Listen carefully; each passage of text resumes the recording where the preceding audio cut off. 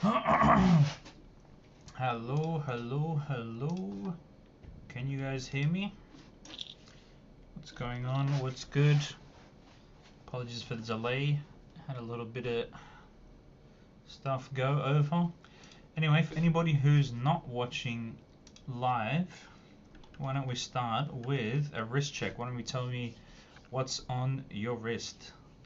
Today I've got the G-Shock DW-H5600. As you can see, I've only done 500 steps today. Very, very bad. Anyway, for today's stream, unfortunately, Yuta is not joining us, but the upside, the positive, is that means that we can go as long as you want. Let me get my towel out of the way. Anyway, let me add everybody to join the stream. So today we're going to talk about a lot of watches, as always, as we love to do. Woo, it's yelling at me. Alrighty, to everyone, we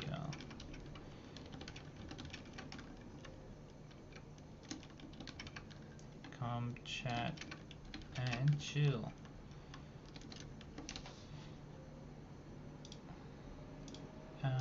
Here we go. Alright, that should be working, and then I'll get an Insta story as well. I've got the King Seiko, King Quartz in the background. It's what can I say? It's ending tonight. Let me just swap. Let's take a look for JapaneseFactory.com. Should have a few hours left. If this one ends, we're probably just going to relist it at like 500 and wait for it to sell. But as you can see, very nice hammer finished case and bracelet. It's got that Japanese dial that looks like wallpaper. I don't know the term for it in Japanese, actually. I should probably learn what that is. Original bracelet and clasp. You can see a little bit of the hammer finishing here. And then, yeah, it's got the KQ original bracelet as well. Pretty good condition overall. Free size. This is in inches, by the way, so it's 16 inches. So I don't want to hear anybody say, is it too big for me? Is it too small for me? Because it's perfect size. And then we've got the catalog picture as well. So yeah, ending in about 5 hours. What else do I have on me? I have a couple more watches here. I'll show you guys. Maybe let me get some background music as well. What's some where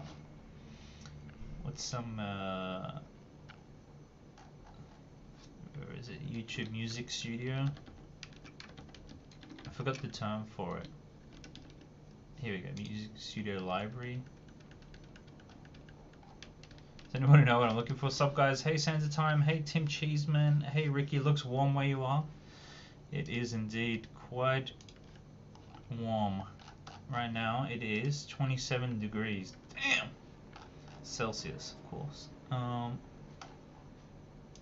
Is it under YouTube Studio? I don't know where it is. Where was he getting those music? Here we go, Audio Library. Yeah. Oh, a little too loud. I find ones that are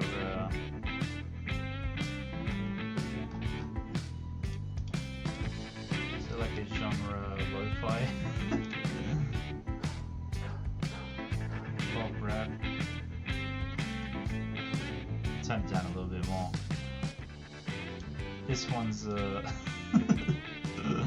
don't know about this one. Anyway, what have you guys got on the wrist while I have you here? About these results, terms and conditions. I filter by this genre. Pop, maybe? Is there a lo-fi? These are pretty ambient, maybe?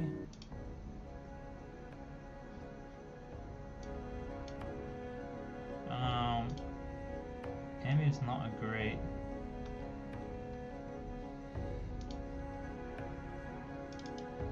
Most of these are pretty not the best I've seen. Anyway, AC common in Japanese homes.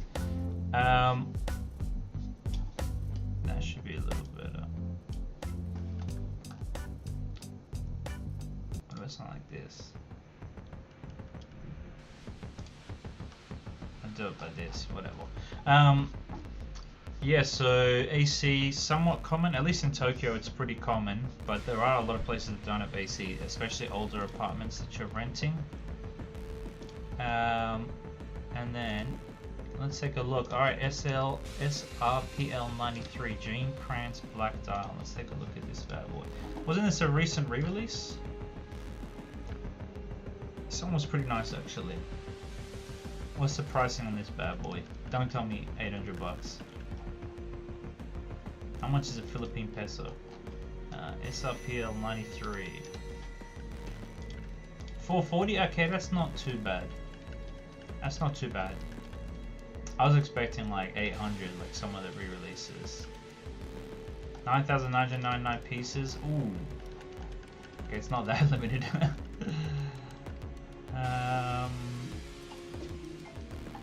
10 bar water resistance, not bad, not bad. Anyway.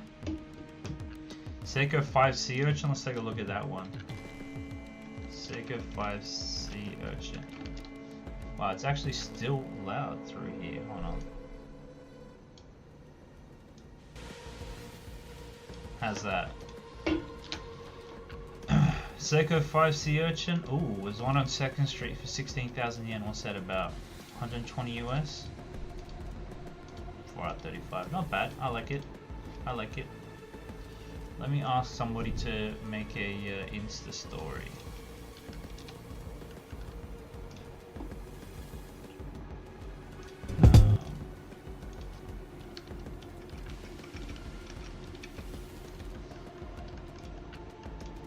Alrighty, let me close that out. Hi from Malaga, Spain. Nice, welcome in. Sacacorchos, pleasure. The white dial gang SRPL 91. Let's take a look at that one. SRPL 91.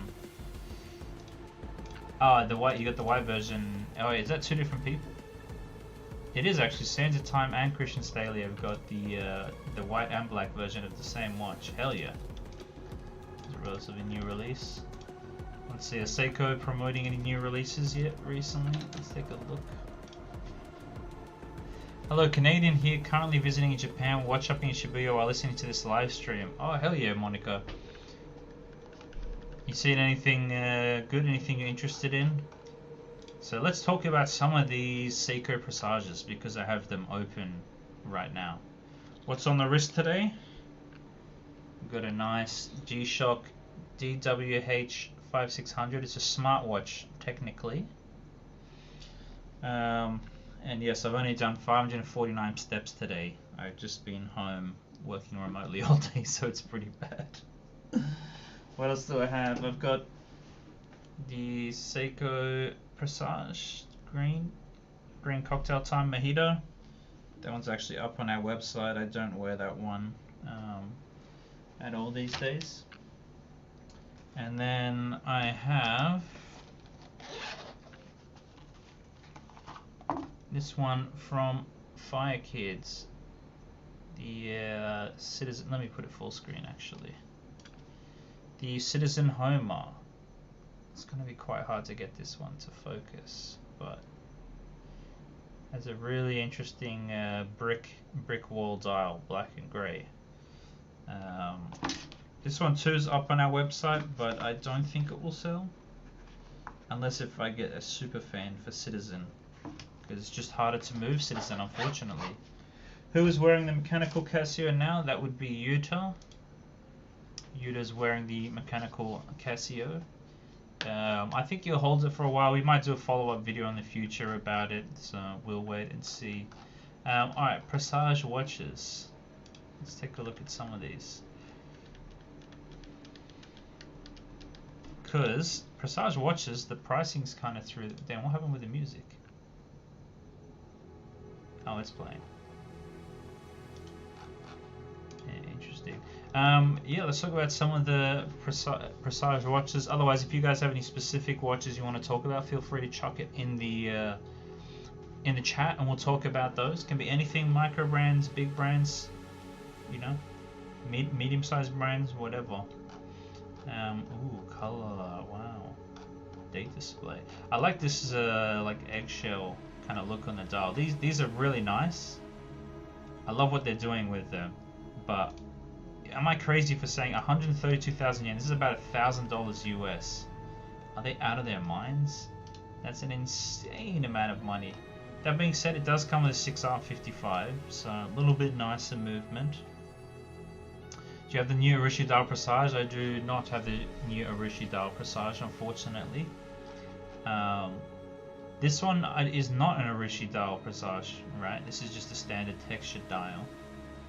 But a 6R55, you know, diamond shield for case coating, well, stainless steel and glass, dual course curved sapphires. So at least you get a sapphire with this, but having to pay almost $1,000 to get sapphire crystal, ridiculous, man. What a Seiko thinking.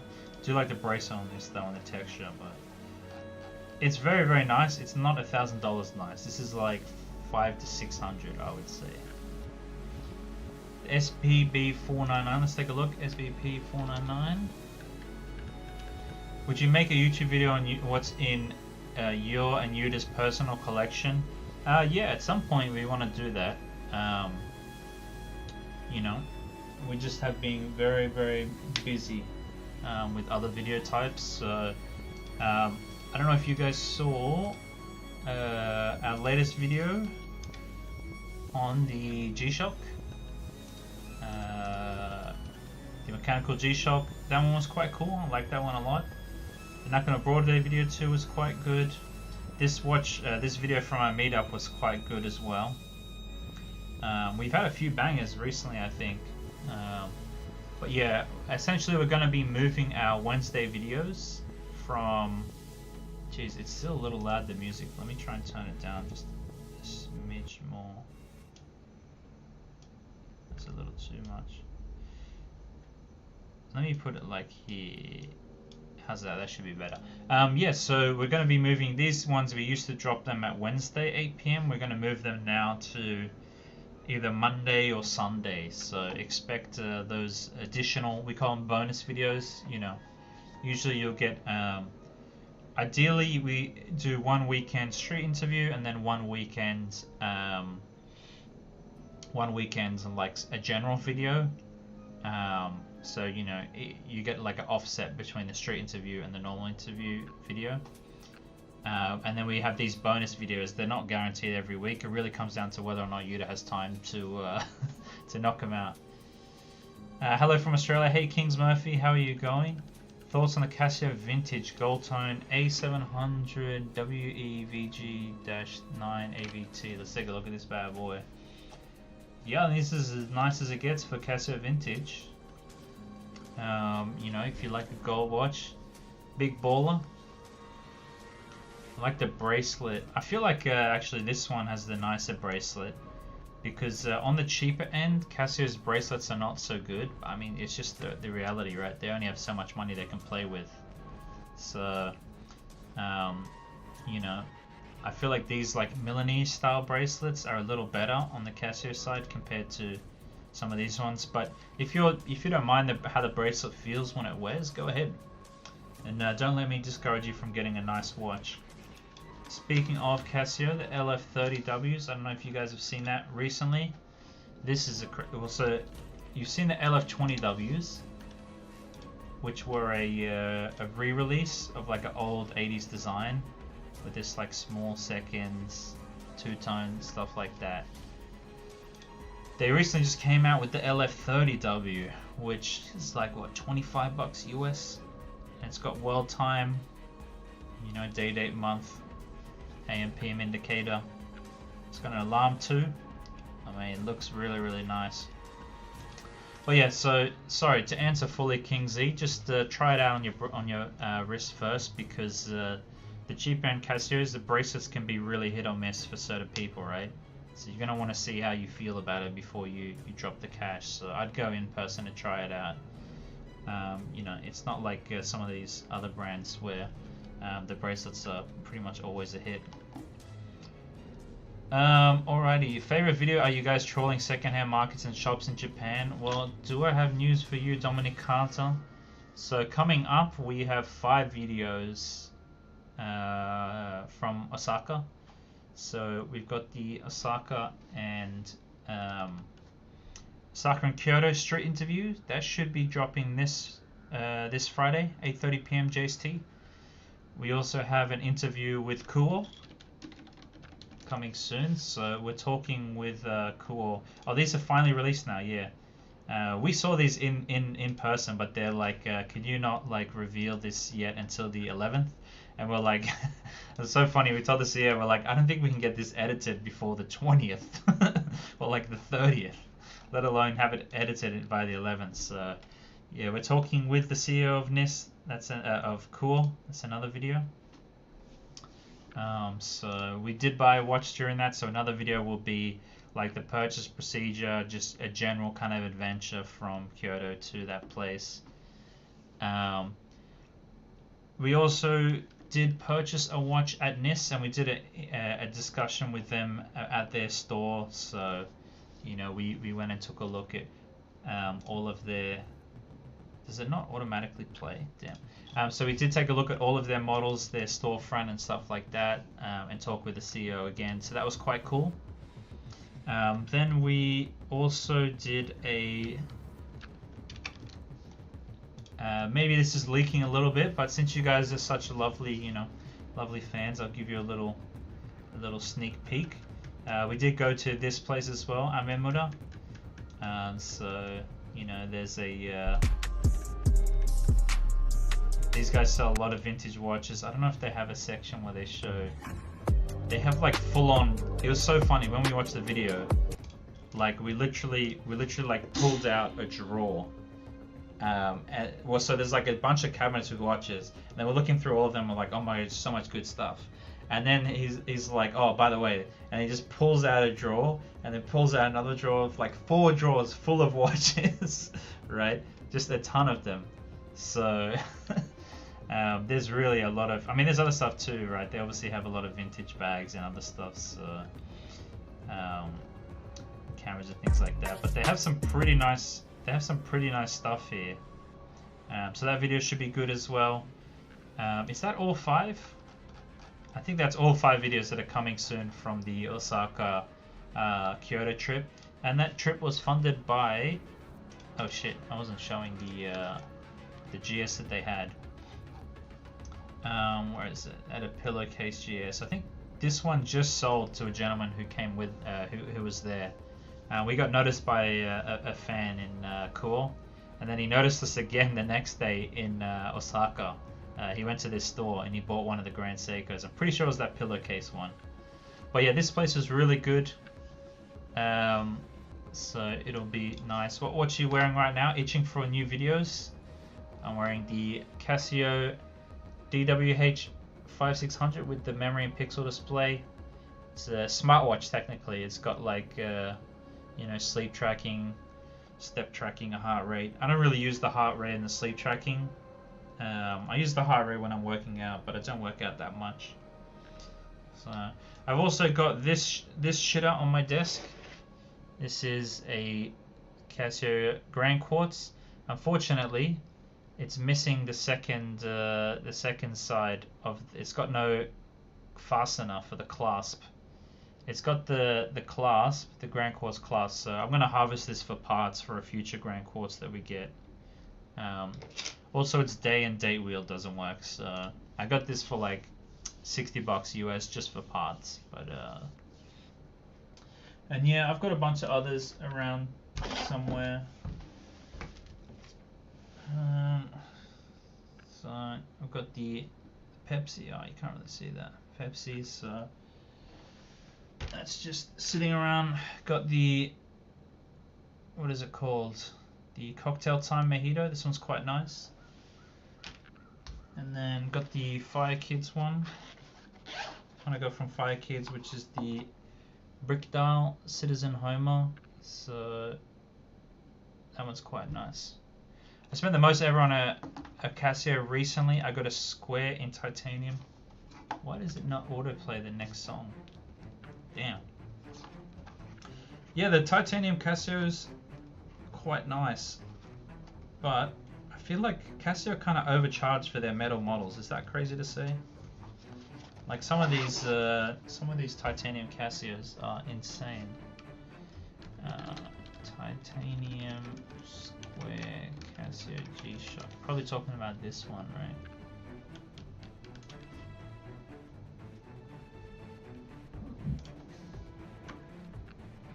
Ooh, I do like him in titanium. The question is how much did you pay for that? Because these ones are kind of ridiculous. The pricing $50 US. Jeez, that's a little too much, even for me. So we take a look at some of the AliExpress shitters. They're calling to me. Anything good? 36,000 yen. Ooh, for a Tourbillon, what's that? 220 US? Yeah, I'll set it to USD for you guys. US dollars, tell me, and I'll set it to English if I can. Stop. English, there we go. Alright, now, send me back. No, why is it still in Japanese yen? Also, why is it looking so strange? Yeah, it's about 200 US. Damn. For a working tourbillon. I don't know if you saw Watches with Kim. I don't know, he's kind of a very small YouTuber, but I enjoy some of his videos. He was recently reviewing a Chinese tourbillon for $360 US apparently. A difference to it. Yes, there's less. Again, going back to my avoidance of trying to. It's funny. I saw him on TikTok, and some guy's like, "That's not a tourbillon. That's an open heart watch." Again, going back to my. And you can literally see it's like rotate, like it's a tourbillon, right? It's rotating. That was interesting. Again, going back. No, it's not crazy. For that, it was 1,600 Canadian on Credor's 24. Ooh, it's insane. Sapphire sandwich at that price. I don't know if that titanium brace is much good, but you can buy it with a cheap strap instead. Yes, I mean, wow, that's a crazy watch for 360. Considering from the big brands, like the cheapest tourbillons, probably like 10 to 20 grand, and up to like 700 grand. It's not a bad price. So yeah, no, definitely a good video if you guys are interested in seeing. Damn, plus 3 seconds a day. If you guys are interested in seeing, you know, reviews of watches as well, highly recommend checking him out. This one, I bought another watch from these guys, Suges. Actually, I have that somewhere. I have that here. To Boderi Tim was talking about. Ah, okay. The Boderi titanium with titanium markers, the new Landmaster. Let me see that one then.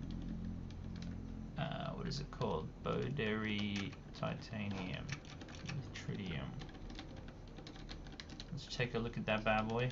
Cheapest tourbillon 10 to 20k.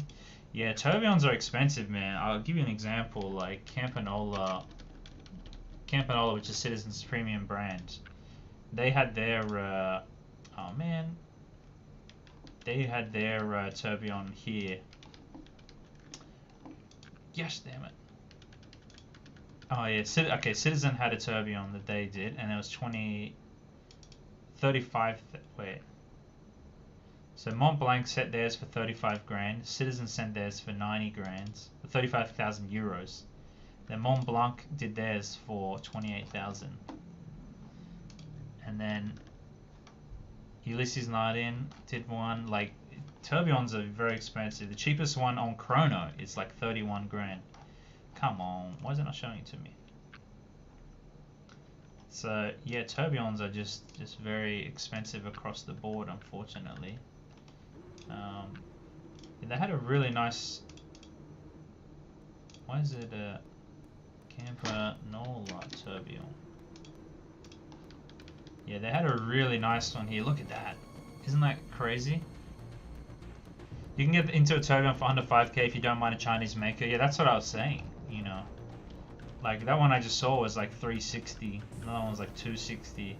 Yeah, so what's that? 9.3 million yen for these ones from Campanola, which is Citizen, basically. So that's like, what, 50, 60 grand US? Ridiculous. So I don't think there's many makers. Alright, let's take a look at this Boderi titanium watch. Would it tritium? Which one's the tritium? Do you guys have a model number?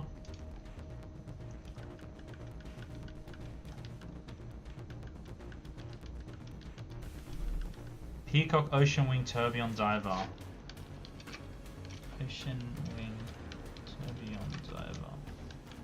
Ming did one, sold out now. Oh yeah, I saw this one. This is such a it's such a strange watch though overall. Anyway, what was I doing? I'll swap over to the other camera. Yeah, I've got this one. I got this one for $96 US. Maybe let me tilt it up for this. Gosh, why can't you see? Why is it so reflective?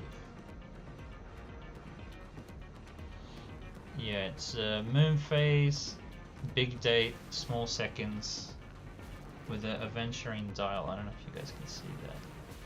It's very reflective though, unfortunately. The BGM is giving Pacific Rim vibes. Yeah, it's crazy, isn't it? I don't know what else to. I put it on the YouTube library because I want it to be like copyright-free music. But it comes in this crazy. Let me tilt it down again.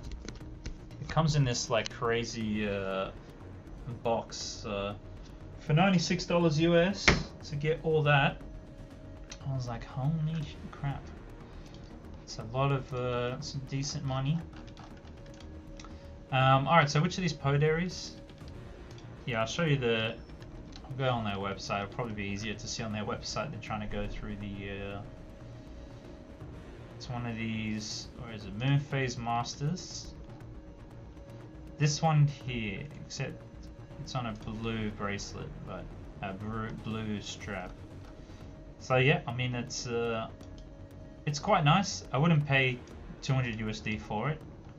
But for 96, absolute deal. Not Solida, Seagull movement. So, you know. Yeah, ST2528.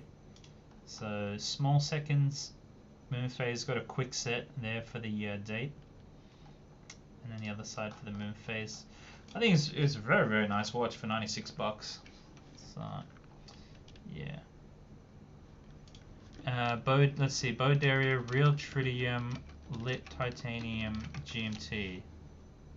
Let's take a look. So Tritium, right? It's always, you don't have to charge up the loom. It's always charged. That's the whole idea, right? Damn. I like it a lot in the darker bracelet here. I don't know about the chrono. I kind of prefer it without the chrono. But I'm not a big fan of the white dial. But it still looks very nice. It's just I don't really like white dials because it makes me look very pale. Is that crazy to say? Maybe instead of cinematic, what? Dance and electronic, pop, country and folk. Is there any? What are the genres that like actually? There's no lo-fi. Let me see this one. Maybe this is a little better. True crime documentary and chill. Calm. Maybe I just need to do calm.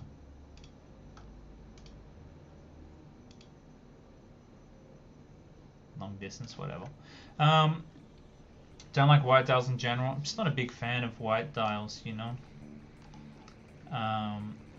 Alright, so actually someone asked me, this VGM is giving Godzilla Pacific Rim vibes. Pick up of other items, yeah. Yeah, China watch shop here. They have a ton of like tourbillons, which I was like, I mean, I wasn't that shocked because Chinese watchmaking is crazy. But some of them are quite cheap, and then some of them are very expensive. So this one here is about 1,000 for like this Tahitian mother of pearl. So it's got like Roman numerals. Let me just see. Yeah, Roman numerals, like rear case backs are reasonably nicely finished. Like they have some crazy designs. This one here, this malachite, Mark Chen. Who is Mark Chen, bro? How much is this? So they don't even have the price yet. They're not aware of the price, but that's a crazy looking watch though. Damn. Tourbillon, malachite. They're proudly China made. Hell yeah. Got like a green rubber strap. It's color matched. That's a nice looking watch. Holy. Is it crazy to say that? Speaking of true crime, the Air India crash is pretty disturbing. Yeah, I have to watch like a YouTube breakdown or something of that sometime in the future. I understand the Whitesale thing. I can't wear yellow gold because it makes me look extra pale. Yeah, speaking of yellow gold, where did I post it? Here, I found these two baller watches. Tell me these aren't a bit of a deal. So this one's not super underpriced from WatchNin. It's a day date 1803. Champagne dial 1803. So this would not have the quick set, but it's 2.1 million yen with tax included. So that's 14 grand US, 14.1, and tax free. It would be 12. It's a little over 13 grand US. Is that not a bit of a deal? So it's a mid-60s, they reckon, mid-60s day date. So acrylic crystal, and non-quick set, so that means it'll be a bit of a pain to set the day and the date correctly. But it's a pretty baller watch, and it also has these concealed clasp, which are pretty cool. They're quite nice too. So that's the Soprano watch. It's pretty close. Let me take a look. What's the actual day date that the Soprano had? Yeah, so you had the railroad track dial, a little bit different, but pretty similar. And then there's another one here, very similar price too, also 2.1 mil, but this one is a nicer one. So this one here is a 18038, right? From 1986. So it has the quick set. It's a little bit nicer. Also same price, about a little over 12 grand, a little bit more stretching, but you know, it is what it is. And they have some, you know, not so great on the clasp here. But for 12 grand US, tax free, you guys should hop on a plane and cop it now. If you're from America. And yeah, the crown has seen better days. You know, let me put this on this side here. That should be better. 1300 is a bit out of my budget, honestly. I mean, look, it is a lot of money. But for a full gold watch, that's pretty close to melt value, I'd say. Because 134 grams of 18 karat gold. And I'd say maybe 100 or at least 100 grams of that. So let's see the gold melt value calculator. I reckon that's pretty close if I had to guess, just on the gold value before you include the movement or everything. I think the yellow gold hatred is forced on the matches. I'm a brown Southeast Asian woman. Yellow gold runs in my blood. Exactly. Alright, grams. Just say 100 grams of 18 karat. There you go. About 8 grand. So just the gold value alone is about 8 grand. Before you add in any of the parts value. So, and look, it's got the open 6, which they do on vintage day dates. Well, they do it on all vintage Rolexes actually. It's a very, very nice watch. It's not a London watch then. I don't want a green. Yeah. Well, Watch didn't have some other day dates that are really nice. They've got like a red fume dial one that I was looking at. I know this is like, you know, there's probably very few people who can buy a day date, myself included. But it's nice to look at them and dream a little bit, you know. Yeah, they have this blue one, and then there's a red one too. Let me set it to cheapest, because I'm the type of guy that sets cheapest. There's a red one they have a little over. Yeah, look at this. They're going 3.4, 3.6. This blue one, bark bezel, bark bracelet interlink, like bark finish. That's what they call these, like, because it looks like a tree wooden bark or something, right? That's really nice though. That one's about 3 mil. It's a 182. And then they've got this red dial one, like fume dial with the diamond hour markers. This one's really nice too, but a bit more expensive, these two. So, you know, you'll need a cheeky, this one's about what, 25 grand US, maybe a little less. I have a watch that has gold, but only a couple of pushes of gold on the gold-plated logo. I see, I see. In the CVR, pilot's heard asking, why did you cut off the fuel? Damn. What about the green dial on the day date? Watch them probably have a green dial for sale somewhere. Let me see. It's not exactly a common configuration. And when they do sell it, it ends up being a bit more expensive. They got a white gold one here for 6 mil. But this is the latest one. This would be like a year or two old. Another one here for 7.9. Again, these are all like 2020 day dates. Let me see, does it say the year? Probably not. This is a 40. It's a bit bigger, a bit more expensive, the 40 than the 36. Damn.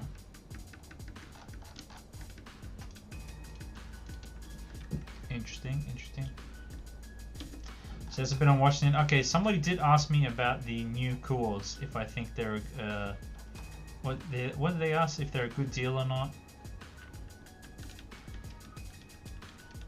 As I say, they do not make them like they used to. I mean, they make them better in a lot of ways. Like, I don't know if you guys have like touched a lot of these older Rolexes, but the quality control, just the quality of the bracelet, the quality in general of these older Rolexes is quite dog shit, to put it lightly, right? Like, a lot of these vintage ones just don't really feel that great to have and touch, you know what I mean? You know, a lot of the newer ones, just the fit and finish, the feeling overall is a lot better. So, you know. Yeah, I mean, a lot of the old Rolexes too, they have like acrylic crystals, which I think are just pretty bad in a lot of aspects. What are your thoughts on Mercari / Yahoo auction? Are they relatively below market price, worth it? Look, it can depend a lot. The biggest kind of fear when buying from, you know, Yahoo auction or Mercari is that, you know, you get something like this, right? Which, you know, they say, like this said when I got it, you know, it didn't mention that it's missing the fastener, and they took the photos intentionally to hide that they didn't have the second half of the bracelet, right? So it's got the clasp here, but it doesn't have the other half, so you can't actually close the bracelet.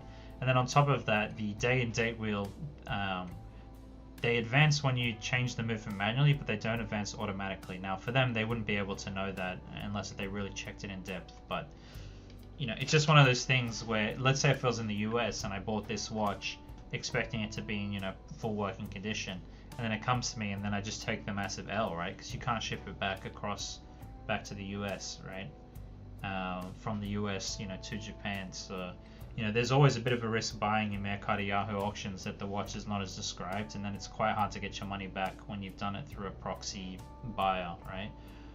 Which is why when you buy stuff, you know, through us, we can, you know, we actually know Japanese, we speak Japanese natively, myself and Yuda, so, you know, we can go over the Yahoo auction or Mercari page in depth. You know, we can check it out. And if there's something really wrong with the watch, we can either get it repaired with a watchmaker in Japan who'll have access to all of the parts necessary to get it working properly, or we can send it back to the seller and dispute it properly, which is not really an option. I have the same watch, but it's from the brand. If you know Titoni presidential one, I don't know Titoni. Titoni and Favre Lubo vintage ones, hell yeah. Titoni, I've never seen these. They're a Swiss watchmaker. Interesting. Oh mind, the designs aren't too bad. What's the pricing like for, say, one of these bad boys?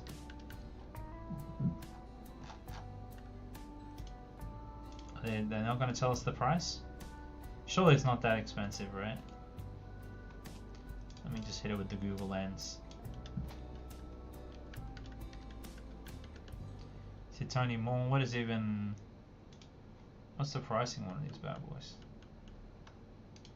Yeah, Air Master. Tell us the price. US 750. Ooh, okay, that's a little high for what it is. Interesting. I was tempted to get the gold tone PRX for kicks. The Performance 222. Gold toned PRX. Oh yeah. Look at that one. Orchid has one slightly used. Is it used for 60,000? What's that? Like 400 US? Yeah, why do they take these photos of theirs like super overexposed? Yeah, I think this will be a nice watch like for the time. The only thing you got to worry about is like after 5 or 6 years, probably the gold plating will like rub off. But you know, it's a cheap watch, so you don't have to worry too much about like, you know, the pricing when it kind of rubs off. But looks nice. I do like the bracelet design that they've done. I think PRXs are quite nice. We saw a PRX mechanical chrono the other day, which is really, really nice. You get one on Joma last time I checked. Please check out Vintage Titoni. Let's see if they... Oh, okay. Oh yeah, I guess they're a Swiss brand, so they've been around for a while. Oh, okay. This one's cool. Cosmo King with a day there. Is that a month or is that just supposed to be the 3rd day of the week? That one's quite nice. Oh, they kind of look like vintage Rado. Yeah, I like them. Not bad. Swiss vintage, you know. Going to Japan later this July. Wish to see you guys. Crispin, if you are coming on the 27th, we're actually on Watch Crunch as well. And we posted... Am I logged in? No, I'm not for some reason. Let me log in. Yeah, so we are on... we did post a meetup. Where is it? I might have to... so if you're around on the... We're hosting it on the 27th. Oh yeah, this watch we sold to somebody. This was from the Shichi Charity Fair video. So this watch sold instantly within like 4 hours of that video going live. But that was very nice. I think we sold this for $550 US, which for a Credor with an 18 karat gold bezel is ridiculous. The guy who bought that got a really good deal, I think. Alrighty, where can I say meetups? Listings, no, activity. We might have to scroll down a bit. Yeah, here. I'll link this in the chat. But we are hosting a meetup on the 27th at 5 PM Japan. It's also listed on Meetup as well if you prefer doing Meetup. You don't need to... Oh, we got 8 people coming through Meetup now. But yeah, we have a lot of people who come off of Meetup as well. The last one we had like 40 people. It was insane. And the bar was hosting a different event at the same time. So we had like 40 people from our event and then like 25, 30 people from the owner's birthday. So it was crazy. So yeah, if you're around on the 27th, August 29th to 3rd, I'll be in Tokyo. Okay, August, we're Look, if you're on the Discord and you ping me and let me know, I can set it to August 30th. So you can attend. Oh, so yeah. Alrighty, so someone did ask about the Koore, the new Koore. This one just got announced the other day. I don't know if you guys saw this. We got a little pre-release kind of. Like he was showing us these ones before it went live to the public. But and they have a few different colorways. Let me bring up the other colorways. So yeah, they showed us all the 4 different colorways. So yeah, this green and gold one, wow, quite beautiful. What would you call this? Waffle texture dial, or I don't know what you'd call it, waffle. And then on the back, it's got a decorated Miyota 9039, which is quite a thin movement. Is there a way I can put it into English? I'll just hit the translate button. So yeah, then the size, it's 11.5 mil thickness, so 18 mil, 35 by 35. So you know, it's one of those 35 mil watches. So I think that's the biggest thing you really have to consider about Koore. If you really dislike watches below 36 millimeters on the wrist, if you don't like that vintage style sizing, then you probably won't like Koore. But apart from that, everything else is really nice, I think. Personally for me, I love those vintage size watches. So, you know, it doesn't matter to me. I think it's perfectly sized. I think a lot of watches are oversized now at the moment. Like, so I think this is a perfect sizing. Amitron Tetra. I'm considering buying that Royal Smith. I think it's a really good buy. I think this light blue one here is, in my mind, this is the number 1 for the new colorways. This salmon pink one is number 2 for the new colorways.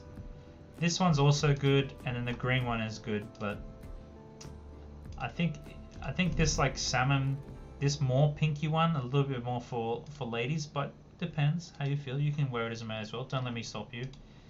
This like orangey one, both of them are I think all 4 colorways are good, but this one to me pops the most. But you know, for some people they might not like that, but it's really nice. Out of stock though at the moment. This one comes with the decorated rotor, which is what I was a little bit upset about with the triple calendar that we bought. Doesn't have a decorated rotor, and I feel like for the price it should have a decorated rotor. But I mean, these guys are like the #1 microbrand in Japan at the moment for a reason, right? In terms of hype, because you know they make really nice watches for really nice prices, and they actually use premium movements, right? Like this Miyota 9039, it's quite thin and it's a 4 Hz movement, right? So you know it performs quite well too. You know, it's if you call it, well, nowadays we have higher beat movements, but 4 Hz is still considered a high beat movement.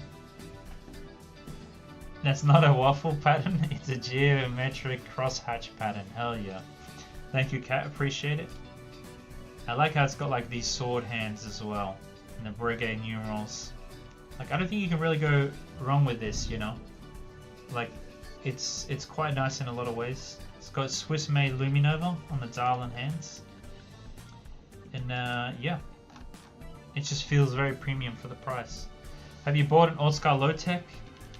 We have not bought one, but we did have someone who asked us to buy him one for the retail price. And I'm like, buddy, if we could buy for the retail price, we'd want to buy it too, right? I don't know if you guys know, we get a lot of dreamers in our like inbox asking us to, you know, find them difficult to find watches for very cheap prices, but pretty much everywhere now these Oscar Low-Techs are sold for, you know, close to 1 million yen. But these are very nice too. There's a lot of hype on them. I'm pretty sure either this design or the Meteorite design won like a GPGH design, but There was one I saw here, yeah, pre-owned for, is that correct? Okay, that one's $1,000,000 to 592. Let's see. Yeah, it's $1,000,000 now. Yahoo auction, Yahoo shopping, yeah, $1,000,000. So even if the original MSRP is like, I think it's 400,000 yen MSRP, but they're all resold for like $1,000,000 plus. Quite hard to. 459 for this one. Is that legit? No, 900,000. Damn. See, they're quite expensive. Yes, green and gold for Australia. Oi, oi, oi. Exactly. Workhorse and decorated. Danielle, sorry, I can't actually speak. Is there a way to translate that? I can't actually speak Italian, so I mean, I can try and translate. Let me see if that's gonna work. Let me see what it says. From Italian to English. I'm an Italian audience. At least if you don't want to put subtitles, put them in English so I can at least decipher what you're saying. I mean, yeah, mainly we're just talking about the price at the moment. Like, you know, you can see the price, 1,000,000 yen, but I try and translate it to English when, you know, we're on a website. But yeah, a lot of these websites are in Japanese, so I apologize for that. What do you think about the new Microbrand Batavi Marina Sunrise? Let's take a look. Oh, damn. Okay, this blue and pink one with the gradient. Wow. Damn, that's a crazy looking watch. Damn, I really like this one. For some reason their website zoomed the hell out, but is this an Arabic dial or Hebrew dial? It's a Hebrew dial, right? Yeah, really interesting. Looks like it's got a. Oh, it's not a micro adjust. At least I don't think so. Oh, that's a crazy looking movement in the back. Damn, what is that? Okay, I thought so. Yeah, Solido 1901. 38 mil width, 46 lug to lug, 20 mil lug mid, 26 centimeter wrist max. Yeah, it's a crazy looking watch. I like that. It looks like they have more like standard colorways, but I like what they're doing with the colorways on it. Oh wow, damn! I like that one too. This is a pre-order. First hour, 400 euros. First day, oh, you get charged an extra $20 per day. Retail after 579. These are using Miyota movements too. So, oh, this like purple one. For you guys who don't know, hold on, let me go full camera. My favorite color is purple, right? So I love a good purple. That's a white one here. It just ends up looking too plain. Like you can't really tell the texture. But in aquamarine and purple here, it looks quite nice. Okay, this is the type of song that I want. Should I maybe play this? Can I set this on repeat? Is there more from Dilla? There is. Okay, I'll just play this guy on repeat. Dilla. Perfect. Okay, this one's alright. Not a massive fan of world timers. This one here, I love that design. This one here, I love it too. Swiss ETA, oh, it's gonna be expensive. It's gonna be like $1.5 grand. With it's like a light green and pink GMT with like aged loom. It's a great brand. We're all bogans at TJF. Damn. I like purple, but when I buy watches, I tend to go with safer colors. I feel you. It's a bit hard to mix purple with something. I learned of so many watch brands in this channel. True, true. Hello, gents. Hello, M3 and Ace, mate. Welcome in. By the way, I saw you also went to the Patreon. Are you like changing your sub from YouTube to Patreon? Or you're just doing both? 750 euros? Okay, okay. 419, not bad. Yeah, it's an interesting brand. Quite impressive. I like him. We're also going to. We just have to clear whether or not we can do a video here. But we're going to the All You auction number 7. They've got a fair few pieces. This Gerald Genta. Yuta did say to me, he said one day when this channel blows up and we're making, you know, good money, blah blah blah, he wants to buy this, not this exact one, but in our first ever video, I think it was literally like the first watch that we saw, because we had some people who are friends of ours who said they were okay with being interviewed, but I don't know why YouTube thinks I'm rich enough to get an Amex Black card. That's crazy. Or a silver card or whatever. But yeah, one of the first ever watches we saw was this, what is it called? This like Gerald Genta watch, right? The Retro Fantasy Mickey. So we're gonna have to, yeah, it's this one here, and it was the most replayed. I think this is what really helped our channel to explode, was this. He says one day he'd love to own this watch, you know, as a tribute for the first ever watch that like helped us blow up on YouTube. And I mean, yeah, hopefully I'd love to buy it for him one day if we're really like, you know, doing well in the business. But yeah, this one too, it's a retrograde. So that's the hour, and then it goes from 0 to 60, and then Mickey swings and it goes straight back to 0. So pretty cool watch. It's a Gerald Genta design too. There's a fair few other cool watches. Kat from our team, our only member outside of Japan and Malaysia. She really likes these Credor locomotives.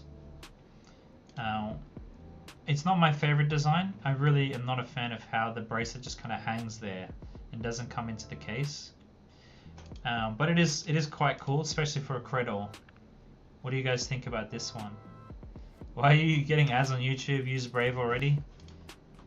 Well, I get paid for the ad anyway, right? I'm watching an ad on my own channel, so the money comes to me, right? But if I'm watching other channels, maybe. No, I would never use another browser. They got some nice ones. This Seiko here too is crazy. Well, it's a Credor technically, but isn't this a crazy looking watch? This is part of Seiko's like Credor's like signature, you know, kind of mixing art and watchmaking, and it is really an art piece. They reckon it'll go for about 10 grand US to 13 grand US. We'll have to wait and see how the auction goes. But they have some other Grand Seikos here. They reckon these ones will go for between 2 to 4 grand US, which I don't know. Maybe it will. Maybe it won't. We'll have to wait and see. But I'll chuck a bid on this. If I can get it for the lower estimate, 350, about 2 grand, that would be nice. But yeah, they have a few Grand Seikos. They have one here too, the 50th anniversary spring drive, which they estimate will be 2.5 to 4 grand US.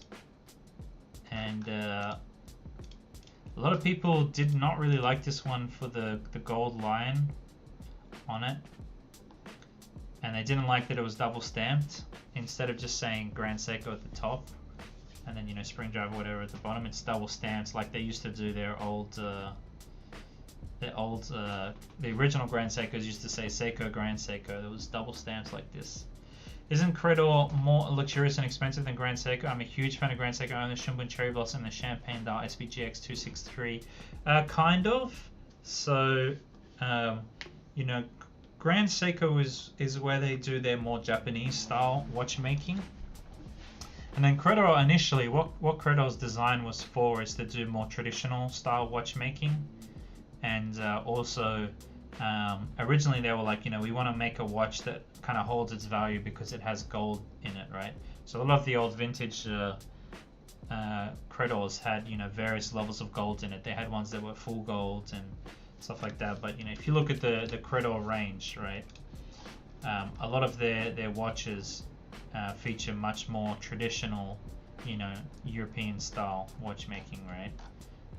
Instead of collections, can I just see all watches? So yeah, you know, this is a much more kind of traditional style watchmaking, right? That's what they were kind of doing. And they've got this AHE2. This one's really, really nice. Really dark. So yeah, is there any new models they'll show? Not really. But yeah, if you go through a lot of like vintage Credor, I mean, we buy and sell a lot of vintage Credor to people, and then they do stuff like this, which is just crazy. So, you know, they're a little bit all over the place, now. But yeah, wow, look at that, damn, that's a crazy looking watch. But again, you know, this has like these kind of engraving designs that they're, yeah, we sell a lot of, I think we have one of these for sale now. Let me take a look on the website.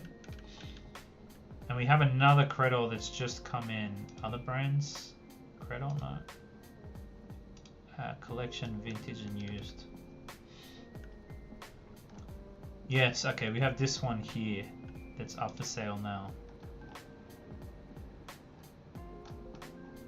This one's quite nice. Again, 13-inch bracelet. It's relatively on the larger side. It's quite nice. We have another Credor too that I need to get repaired, but yeah, this one that I sold recently, this one's still up for sale for $350 US. It's got like a octagonal. It's not a straight octagonal, but it's somewhat octagonal, so it's like kind of Gerald Genta-y. Quartz movement, and for $350 US, it's quite a deal. Wanting to have one Genta design watch in the future, yeah, it would be nice. It would be very, very nice. Yeah, so I'll chuck a bit on this one because I mean, if I can get it for like $2.5 grand, I'd love to have a spring drive, you know, watch for that cheap, right? Get on here, GMT high beat for. They reckon I'll go from 2 to 4 grand roughly.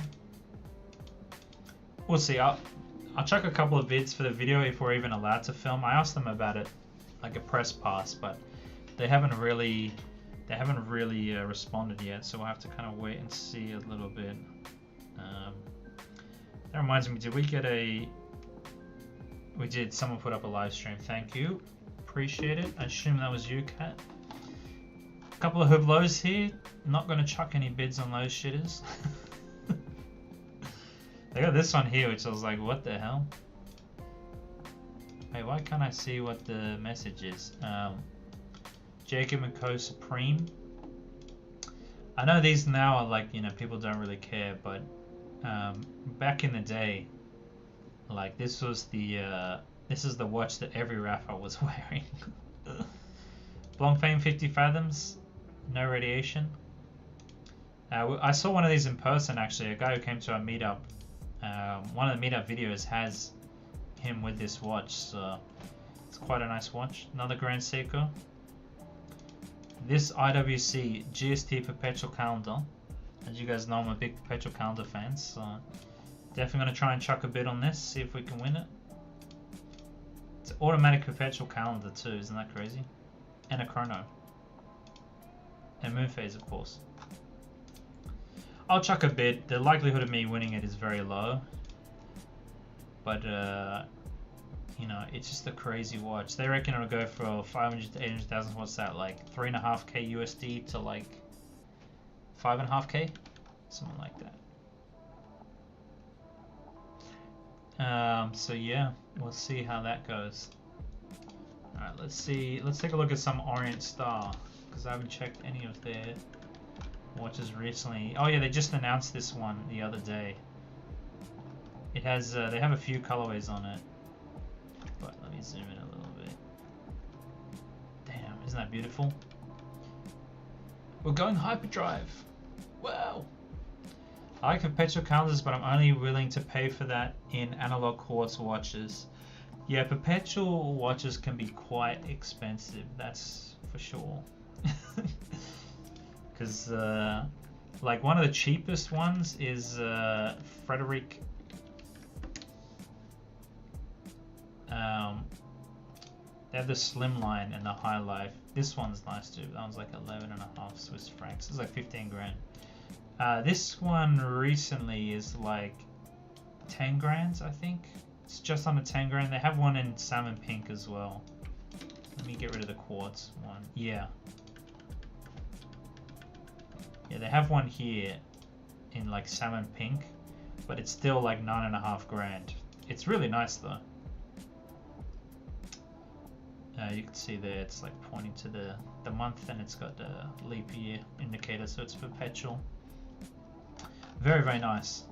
But yeah, in mechanical, perpetual calendars kind of start at 10 grand and go up. Maybe sometime soon in the future we'll have like a Chinese brand come out with a perpetual calendar for like $1 grand.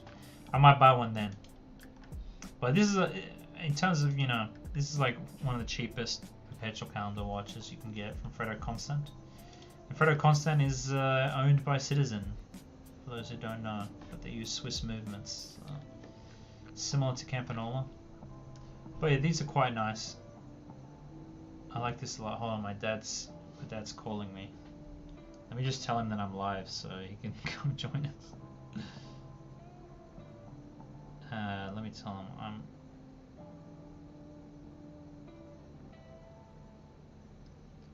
pretty sure I save the... I don't think I did.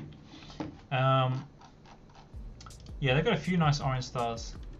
For a mechanical, I'm more keen on annual calendar, e.g. Omega Constellation Globemaster annual calendar. Hell yeah, let's take a look at that. Ooh. Ooh, okay. Okay, which hand's for the... I assume the bottom hand here is for the month. And then that's a seconds hand. Tracking every month. What's the price of one of these in like rose gold? What is he using? Chronometer caliber 8922. My dad has a... Ooh. Is this like a meteorite one? 1.4 mil, so it's like 10 grand. Okay, 10 grand, not too bad for an Omega. Never liked how FC just picked their name. Isn't that like the name of the dude? Isn't it by Mr. Vacheron Constantin? Yeah, which one would I get?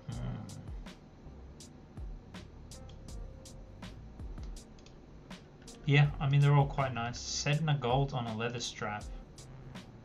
This one also, okay.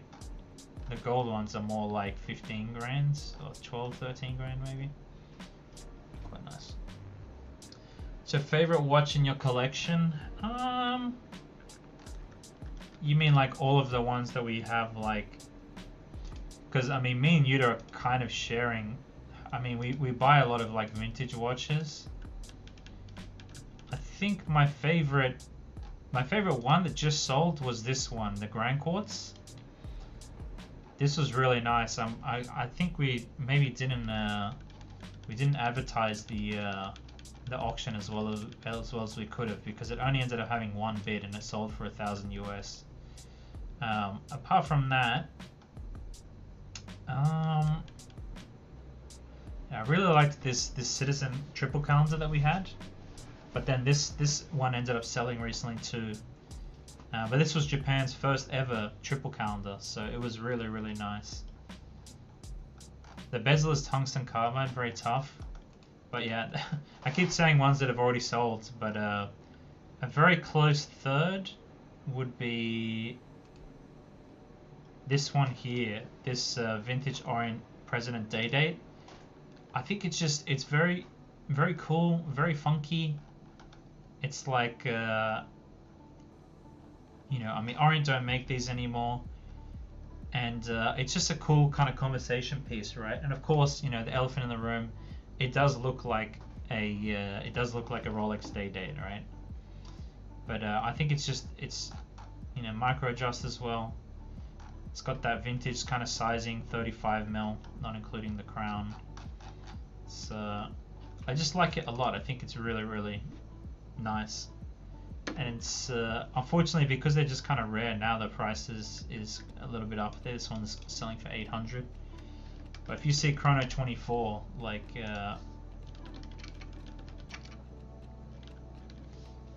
these are quite expensive now. You know, even there's only 3 up for sale. This one doesn't even have the original bracelet, and he wants 56,000 yen. It's like 400-ish US. But then this one here would be, let me set it into Let me set it into USD and into English. Yeah, so he wants 884 for this one. This one's quite nice too though. But it's just straight stainless steel. So, like the coloring, I mean. This blue one, he wants like over 1,000, which is a little ridiculous. The blue one is quite nice though. But yeah, I like ours. I would pick Omega over Rolex any day. Yeah, I mean, there's something to be said with Omega. You can just walk, unless if it's like a really crazy model, you can just walk in and buy almost every single Omega, right? And that's much nicer, I think, than, you know, all of these 80 games, right?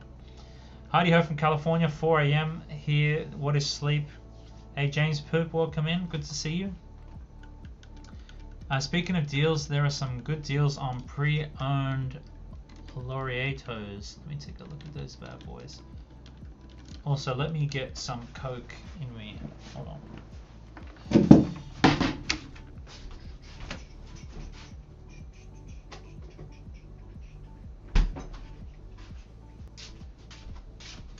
Ta-da!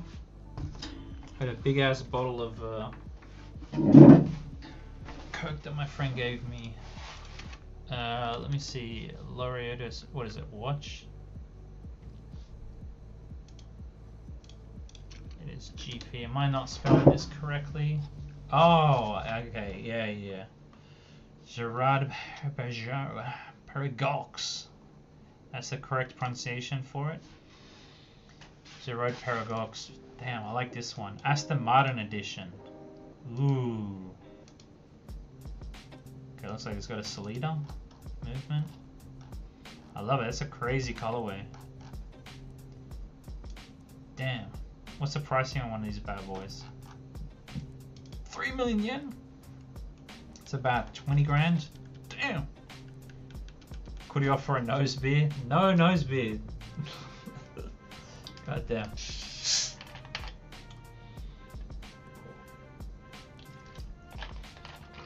Nobody say anything about using my mouth to drink direct from this because I don't have any glasses and I live alone, so Parago, roughly. Well, I definitely want to make a reel just rage baiting people on pronunciations. We've got a Gerard Perigox. What other brands? Audemars Piguet. Yeah, I do like GPs. This one's quite nice too. They just announced this one. Yeah, damn. Where's the? Here we go. Shawhing. Let's go. Show us everything. And do I have to go? I can't just see all in one. Let me go to the online store. Let's see what they got. It's our special day. Yeah, this black on black one is really nice. What do you guys think about this? Obviously, the legibility is horrendous. Is that a liter of Coke? Am I kind of human? Okay, I never buy Coke. I never ever buy Coke. But we bought it for a like weekend away. My friends bought it for a weekend away to do like Jack Daniels and Coke, or like rum and Coke or whatever. And then we bought way too many bottles. And so they're like, look, I'm already taking a bottle each home. One guy was taking back like 3, so he's like, you know, just have it. So that's why I grabbed it, you know what I mean? Please do a rage bait video on brand pronunciation. I don't know about a video, but I think a reel would be so funny. We'll call it Omega. That's how you pronounce it. Yeah, I really like this one, but obviously the legibility is pretty horrendous. But it's kind of cool, right? It's black on black. Anyway, I got a good topic for conversation. Guys, put down in the chat right now your dream watches. Let's go through and take a look for some dream watches. This one's really nice too. Isn't that crazy? It has like a turtle shell pattern as well. I really like Orient Star, especially vintage Orient Star. There's a lot of really nice like vintage Orient Stars. These are crazy. This one here too with like I don't even know what to call this. Wallpaper dial engraved. These are all in-house movements too, and they have the power of the Seiko group behind them. You got these red ones too. We had a guy who wanted us to send this to him for cost price. He came in and he said, actually below cost price. We're like, what the hell? I'm like, dude, we can't make a loss on like sending you the thing. But they have a lot of really nice designs. It's like ice blue one, the power reserve date, quite nice.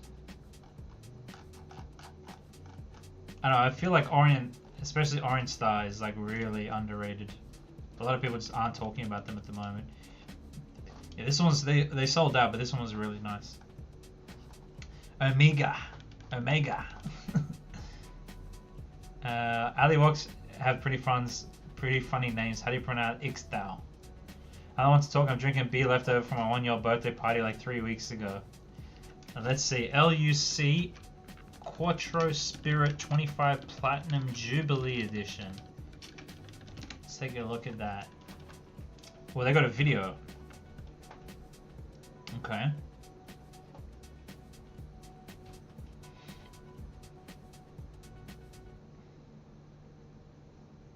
Sincere 70 watch anniversary.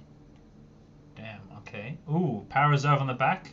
Like that. Liking that a lot. 1 of 10. Damn. Oh, you gotta love platinum, right? Show us the dial. Stop teasing us. Ooh. Wait, it's a jump hour. Damn. I really love that dial too. That's crazy. What's the price on one of these bad boys? 70 grand? I'll take 10. Gold Piaget Polo. I know that one, but I'll bring it up anyway. Gold Piaget Polo. I like this one. I like it a lot.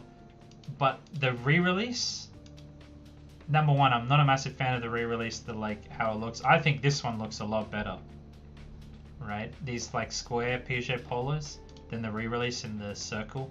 Number one. Number two, they also want an insane amount of money for this. I think it was like 80 grand US or something. They're out of their minds at that price. They're out of their minds at that price to charge 80k US. I think it was like 70 or 80k. Absolutely lost the plot. But it is quite a nice watch. But do you prefer the older one or the newer one? Alright, let's go through. Patek 6119. Patek 6119. Grey dial. Let's take a look. Oh yeah, this is a bad boy. This is quite nice. These are very thin too, right? What's the thinness on these bad boys? 35 grand, white gold. That's not ridiculous for a Patek. That's quite a lot of money, but it's somewhat doable. You know what I mean? For most people, you could get this as a retirement watch. How thick is it? The thickness is 2.5 on the. How thick is the case? Thickness 8 mil. Yeah, that's very nice. That's very nice. I'm a big fan of that. What's the next one? If I tell you guys, someone might snatch it.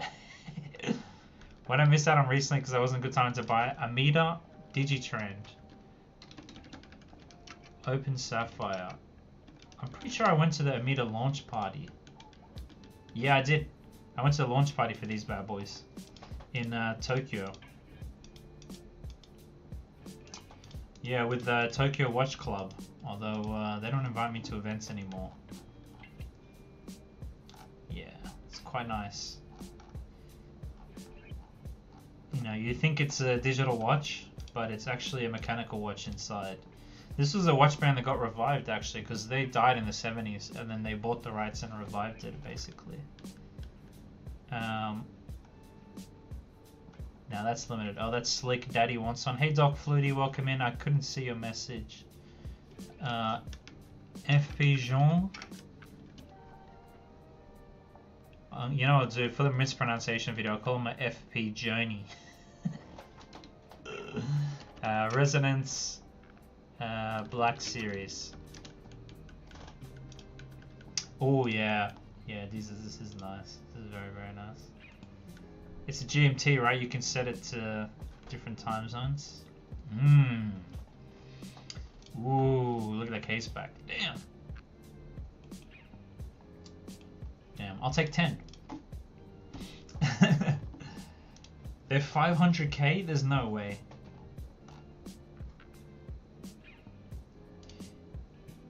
Damn, look at that movement though. Holy.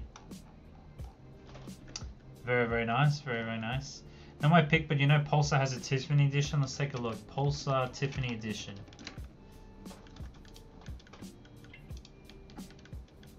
What is that? It just has Tiffany & Co. on the dial. On the, I don't know, on the glass. The front glass. Damn. Interesting, interesting. My most luxurious watch is a GP Casquette 2.0 titanium and gold. Let's see.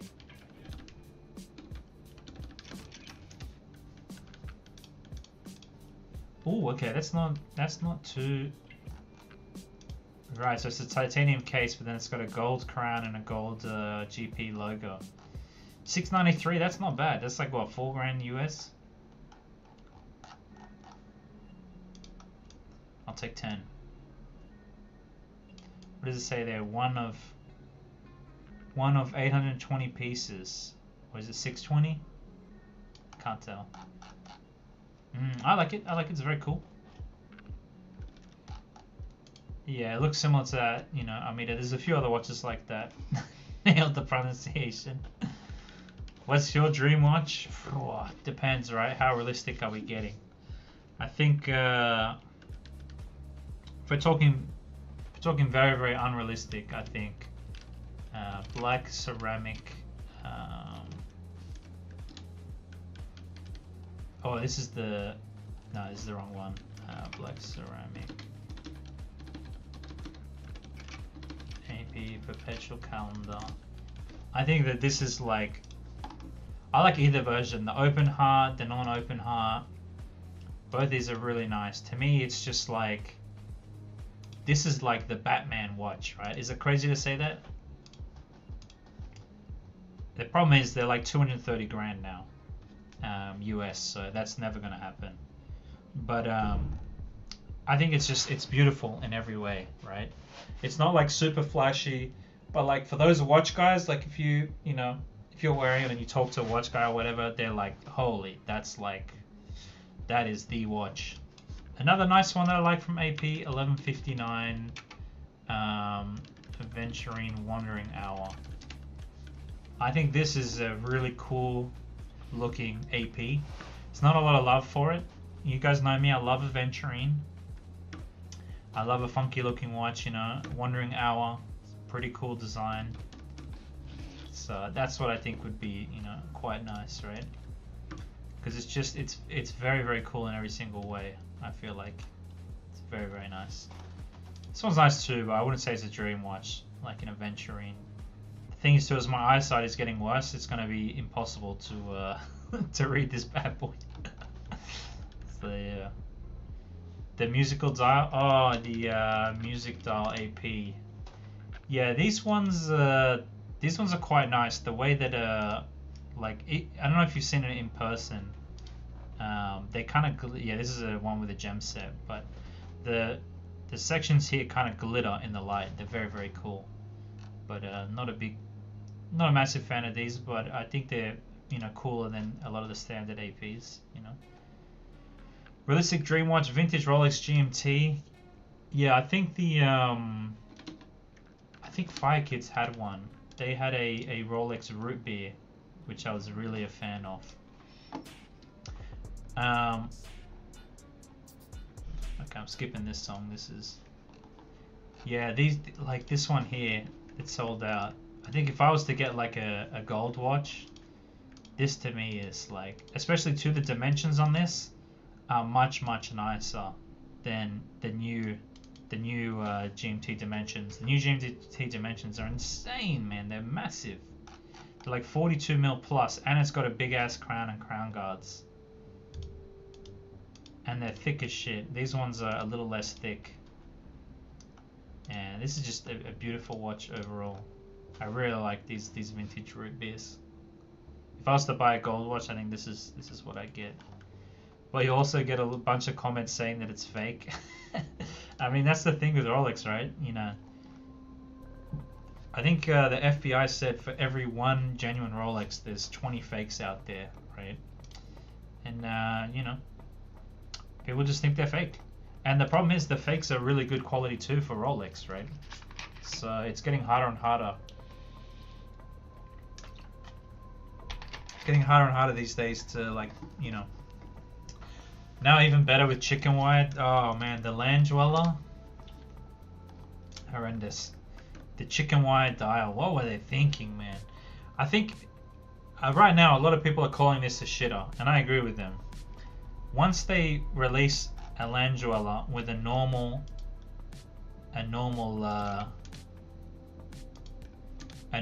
like dial, not a chicken wire dial, and without this 6.9, I think they'll look a lot better.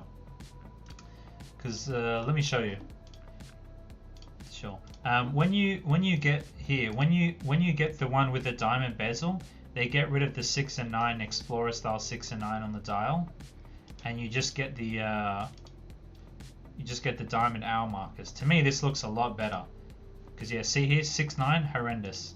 But I don't like the diamond set bezel, so I think they'll release ones with a standard date just dial, like a railroad track or just a flat color or whatever, and then people will like this a lot more. Or even just do the fluted dial. Like this fluted dial looks a lot better than the chicken wire dial, right? I don't know what they were thinking at all with the chicken wire dial compared to the... Like, they should have just done the fluted dial or something like that. Apart from the dial, it's a really good watch on paper, right? You know, finally we get a high beat. Finally we get an actual nice movement. It's very thin.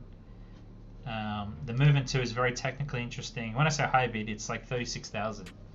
So, you know, I think one of Rolex's biggest problems is that, you know, there's just too many high quality fakes out there, right? And they never show their movement because their movements are dog shit. Like how they look, I mean, right? If you look like a 3235 or whatever, right? It's a very Spartan movement. It's not really worth doing an open case back on, right? So, you know, even to like a 3285, like there's no real reason to do an open case back on most Rolex models because, like, look at it, right? Well, you really want to show this off? The finishing is just average. It's like the same finishing quality as a Seiko basically, or a Miyota, right? So, you know, there's no real reason to like show off that movement. Whereas the new what is it called? The new land dweller, it's actually got a nice movement in it. It's kind of worth showing off a bit, right? Is that crazy to say? A little bit better finishing across the board. They also had the 4131 and the 4130 movements from Rolex in the Daytonas. These ones are worth showing off a little bit more, so they've done a little bit better finishing across the board. 4130, but then you have to get like a Platona or a Le Mans Daytona in order to get these 4130s. So, you know, who has like a 200 grand just to get a open case back Rolex, right? It's ridiculous. So how I interpret your words are Rolex equals shitter. I don't say that, but it's just like, you know, it's not really worth, like the open case back is not really worth doing on Rolex movements. So that's why I think they're changing that, right? They're trying to create more models that are open case back. Like the 1908 was the precursor to the land dweller movement, but that one had an open case back as well, because it was, you know, actually a nice movement that's kind of worth showing off a bit, right? So yeah, it's nicer than that. E.g. Miyota 9 series finishing. Yeah, it's okay. Yeah, you're right. I don't know, like the older 3235s or the 31 series, the finishing is not that great. So you're saying Rolex can do better? Yeah, I think they're scared by the Chinese factories, right? Who are making like fake Rolex movements. Like, you know, I don't know if you guys have ever seen like the comparison between them, but yeah, they're scared by it, and that's why they're like, you know, we need to start making movements that are worth having open case backs, right? Rolex are meant to be tool watches. Makes sense to have a closed case back. I agree for you for a lot of their.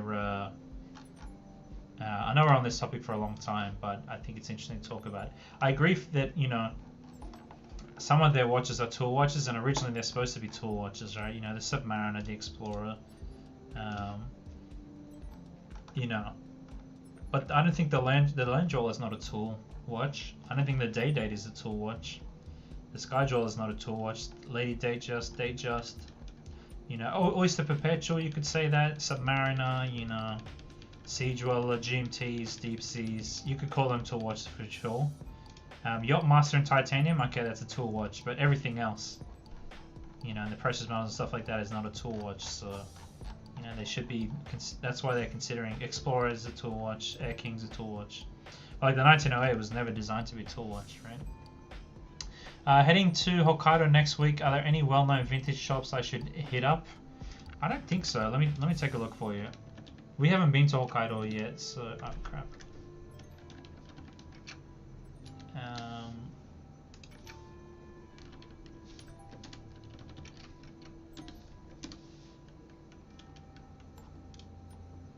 Yeah, we haven't been yet, so I can't give you any specific advice. Honda Watch World, what do they sell? It looks like they sell a lot of new watches. There surely is something. Maybe I just search vintage stock here, like while looking at Hokkaido. No, don't show me. Don't expose my location. Here we go. Okay, wow, this place looks interesting. But do they have watches? Is the question. Yeah, I don't know. It's hard. Oh, here we go. Antique shop Kurada. Oh, antique shop Rakuda. I don't know. These guys might have some watches, but like, yeah, unfortunately, I haven't been, so I can't. Is this Sapporo?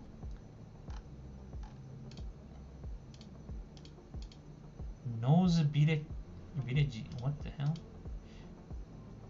Yeah, I can't really give you any specific advice because I haven't been to. Oh, maybe he might have. Is this like a repair store? Or is this like a Yoshitoke? Yeah, I have no idea. Sorry. The Japanese number is SBDC 115. It's no longer sold in the stores. There's too many people crowded around Rolex. It's a turn off for me. Several of their watches are appealing though. So I have to hit up secondhand stores then. I'm looking for the Seiko SPB 155. Do you know if they're just general stocking around a Seiko stores? I have to look around. SPB 115 released. Oh crap, I'm in Japanese still. I think they're probably Riki Watanabe. When did this release? 2020? Yeah, they're not gonna have it just sitting around, man. Like, it's probably been discontinued for like 3 to 4 years now. I'd say, let me see. SBDC 155 now is, what was the 115. Let's see if there's any. Is this the one you want? Am I completely off base?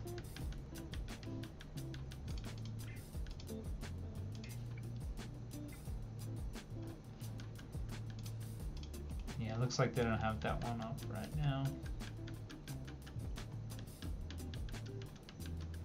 I don't know, if you want we can try and help you find it, but yeah, I don't think you're going to find it in a new store, and even in a second hand it might be a bit difficult to find them. SBDC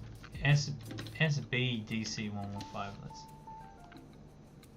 yeah, it's this one here, right? The Prospects, the green like texture dial Prospects. Baby Alpinist. Yeah, I can see if there's a few around.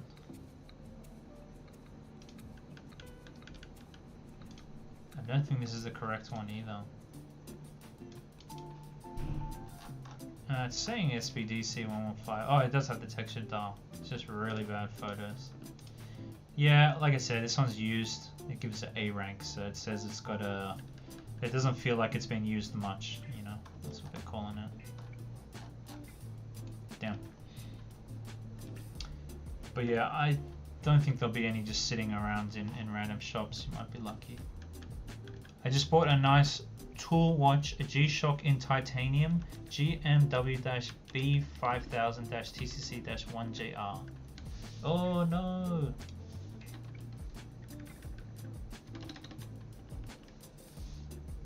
There we go, that'll be better. Ooh, damn! This is a lot of money for a G-Shock.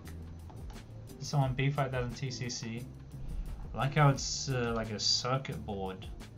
That's printed onto the titanium, right? This must be like 80 grams or something. What's the 104? Okay. Yeah, that's a crazy design. I love it. Multi-band 6, Bluetooth, water, tough solar, 20 bar.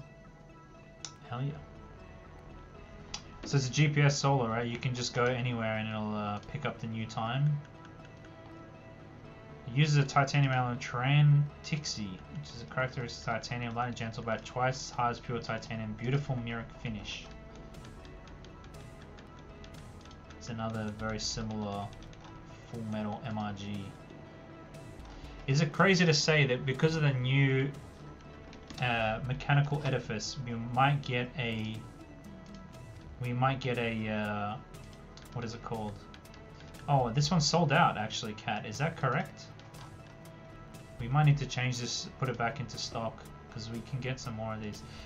Is it crazy to say that we might get a MRG, like, mechanical from Casio at some point in the future with like a super shock resistant movement? Because right now, we just got the first one. A lot of people were very upset that this one comes with an NH35A. They were very, very upset about that. They were like, oh, Casio should have made their own movement. But I think they don't want to do that yet until they test the waters with this watch, right? I have a couple other models on my list, so I'll just give a look and I hope I'll find one of them. Yeah, Stoop, I think that's the best idea, right? You know, go in there with an idea of what kind of models you're interested in. Take a look, see what's available. You know, if you're going in there for something specific, it's better to look online first, because a lot of these shops, especially in Nakano Broadway, will have their stock listed online. See what you can find. If you find it, great. If not, that's fine. You just move on, right? Or you find something else that you like too, right? Okay, let's see. Mille 9 series. Should have brought back the Turnograph. Yeah, Turnograph's quite nice. Just put a nice Vermeer dial or something. Agreed, Von Krul. A nice Turnograph dial would be really good. Don't we all drill on land? Where's aspiration? Funnily enough, with a plain dial is a winner. Yeah. Bit ugly AP. I like your taste, AP.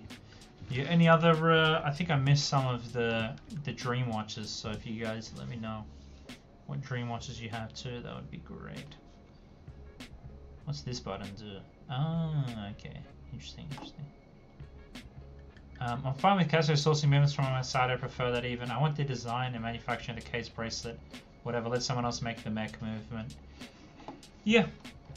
Yeah, I'm not too... I think I understand why people are fed up. I'm not like a little bit upset with it, but I think it's...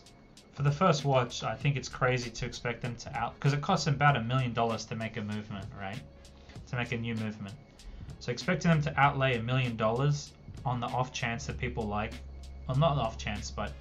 You know, when they're not sure how people will react to this, I think it's crazy. I would have preferred if they went with a Miyota 9 series, like a little bit more premium movement, but they might not have been able to do that at their cost price point, right? But NH35 is not a bad movement, right? It's, you know, one of the world's most popular movements for a reason, right? Dreamwatch VC222 in gold, yeah, VC222. quite nice. The thing is too, it's like Vacheron Constantin are not that well known, so you know, people won't really know that it's like, they might just think, oh, it's like a, you know, it's like a PRX or something like that, right? So you probably won't get robbed for it as much as you would like a Rolex or like a, you know, AP Patek or something like that, right? It's really, really nice. Love the bracelet on these. Very beautiful. I'm not a big watch expert, don't know what to look out for when buying secondhand. Can I generally buy watches in Icon and other secondhand stores without worrying about it? Yeah, I mean, Swoop, you know, it depends on the store, right? That's why we like really recommend Fire Kids, because you know they sell their watches. I think they're like Japanese vintage, comes with a 1-year warranty. But you know, you can go here and know that you're getting like a watch that's they overhaul every watch. You know, they repair it if it needs that. But you know, most of what they buy is like, you can see here like the movement's in really good condition, right? And they'll happily open it up for you if you ask them to, right? But let me put it in English. But yeah, they come with a 1-year guarantee, so if there's any issue, you can get it, you know, you can send it back to them, they'll repair it. And they're all regulated when you buy it, so like the Citizen that I got, you know, it was regulated to like 1 or 2 seconds a day. For a 1961 watch is crazy. I think their Rolex ones come with a longer, especially the newer ones come with like a longer guarantee. Oh no, it's still just 1 year. Okay. But yeah, but you know, some of the other shops, obviously they're not like, they don't deal with these types of vintage. So, you know, the newer ones, if you go to any big dealer, I wouldn't worry about the condition. But if you're buying something for, I don't know if you've seen our Nakano video, but let me show you. We did a Nakano like guide video and we showed off, this was a long time ago. Oh my god, it's at 110k views. So like stores like this is like Cheese Penne, or next to it like 7 Hours. Like these 7 Hours, they specifically say, you know, they're in unconfirmed condition, right? So, you know, in that one, you know, I'd really kind of test it out a lot more before you buy it. But places here like, you know, Fire Kids, you know, Samurai Joy, these ones, they're all kind of overhauled and ready to go, right? Something here like Nakano Vintage Mall, this one, you know, you should test it out a bit before you buy it, just make sure everything's working well. But again, we've had no issues with buying stuff from Nakano Vintage Mall. Same here, like Kamekichi's, like, you know, quite a nice place too. This is one of the bigger dealers. Then, you know, like Jacquard and Betty, Watchnian, like those places, you won't have to worry at all, really, about you know, anything related to these places. So buy with confidence at the bigger ones. Maybe not a popular opinion, but I like the Rolex GMT Tiger Iron. Yeah, I like that one. I think it's really good. I don't know why people were so upset about this one. I hope that, my hope is that more people like are interested or like these precious stone kind of dials, and then what happens from there is we get like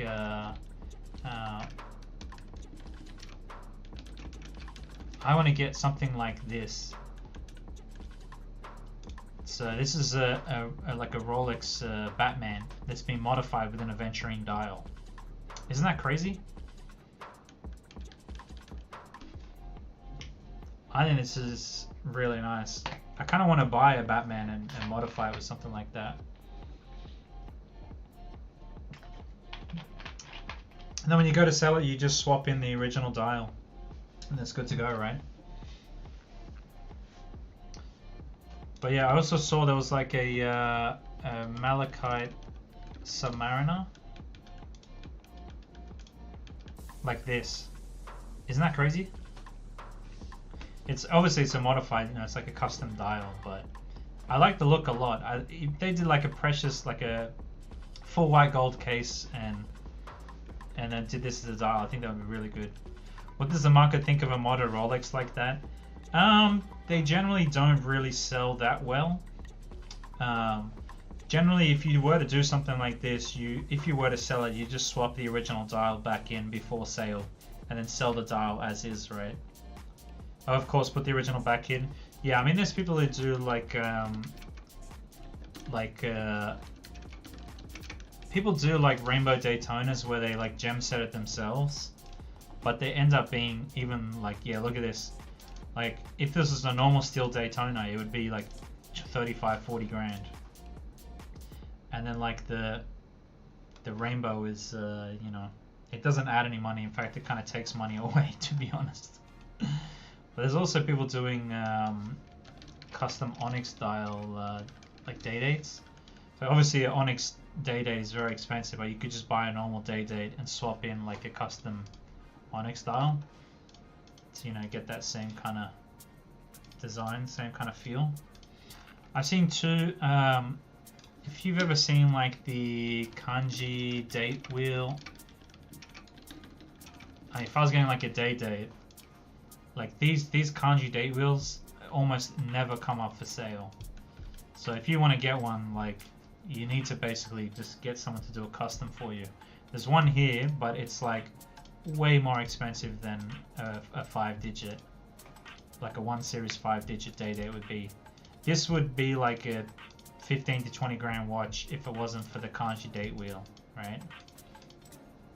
So yeah, they're pretty rare. So, you know, if you want something like that, it's just better to go custom and then just revert it back to normal if you ever end up selling the watch. But it's very, very cool. I like it a lot. Kanji day wheel, right? Is that crazy to say?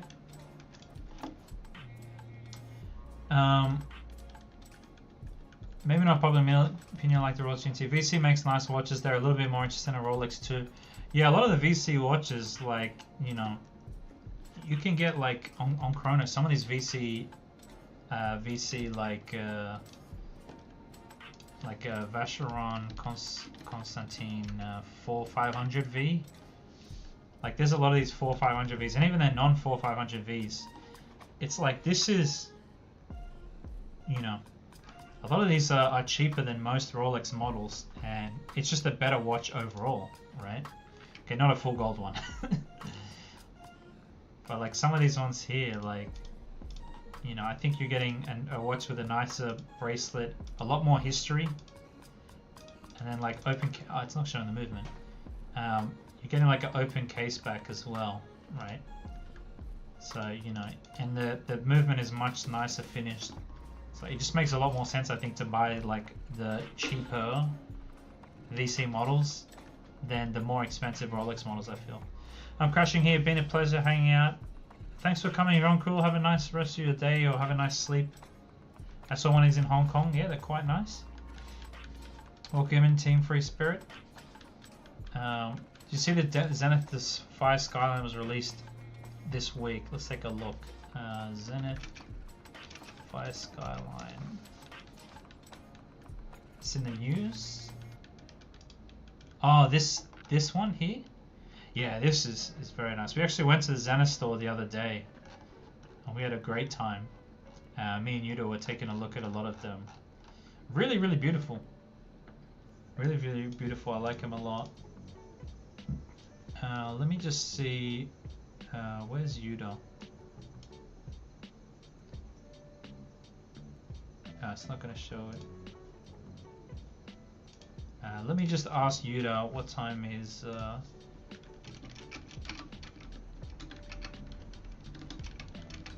What do you guys feel about this watch? Good night, Von Cruel. I think the VCs hold their value better too. It really depends on the model. Like, Rolexes tend to hold their value pretty well. Yeah, that's a beautiful piece. White ceramic bracelet and a rubber bracelet with the Zenith star. I love the loom they did there. Crazy. Do you see Ricoh watches often in Japan? Not that frequently, no. I mean, Ricoh's not been making watches for a long time now, so you know, you can still find a lot of them for sale, right? Especially like vintage stores. like Fire Kids have a fair few Ricos. Can I put it in English or will it not work? Oh no, it still works a little bit. Let me just search in Japanese and then... Yeah, like they're selling... Okay, they've sold out most of their ones. Damn, I'm surprised they... This is like a pendant watch. But yeah, like most of their watches for Ricoh were like 70s, 80s. I think they like stopped selling watches early 2000s. So they're really not that common. And again, you know, like the most popular watch brands is like Seiko by far, Casio, you know, very close, and then like Citizen and Orient also, you know, are around, but they're like probably a third or fifth of the popularity of Seiko and Citizen. Especially when it comes to vintage, like Seiko is the best seller by far, I would say, vintage. So, you know, I don't think there's a lot of them around. But I watch listed some Ricoh. I think you did. Let's see, Orient, Seiko. Ooh, I've been looking at this. I'm kind of tempted to buy this one for myself. I don't know. What do you guys think about this? Is this a crazy purchase? It's a titanium, and then it's got some, it's quartz day date. There's non-day date versions too. There's a GMT version as well. I'm a big fan of the day date one. There's another one here that's like with the silver subdials. They call these owls. Anyway, there should be some Ricohs somewhere here. Maybe not. Let me just search for some Ricohs and see what we find. I just took it. Oh, damn. Okay, the bracelet is pretty chundered, but I do like the dial on this. Is crazy. It's like a wood dial, maybe. It's really, really nice. I dig it. Hell yeah. Another Ricoh quartz. Quartz. Day date. Like the chapter wheel. Again, the bracelet is kind of chundered. But yeah, again, these are all like, there's just a ton of like 80s. Oh, one of these ones are somewhat popular. They're dynamic wides. With like the wide day date. And this one would not be a quartz, I'm pretty sure this is a automatic, yeah, Jidomaki. So, yeah, pretty nice. But yeah, again, like I said, there's just not a lot of Ricoh like watches around, especially when we go to like vintage stores and stuff. They don't have a lot. I love these crazy Omega quartzes from the late 80s. Do you think gold watches will appreciate along with gold prices? 100%. You know, whenever you have like a lot of these old gold watches, either the bracelets got melted down, you know, or the price just goes up alongside it, right? So like if you look at let me, what is the word for solid gold again? I forgot it in Japanese. No, there's another word for it. This one. Kimuki.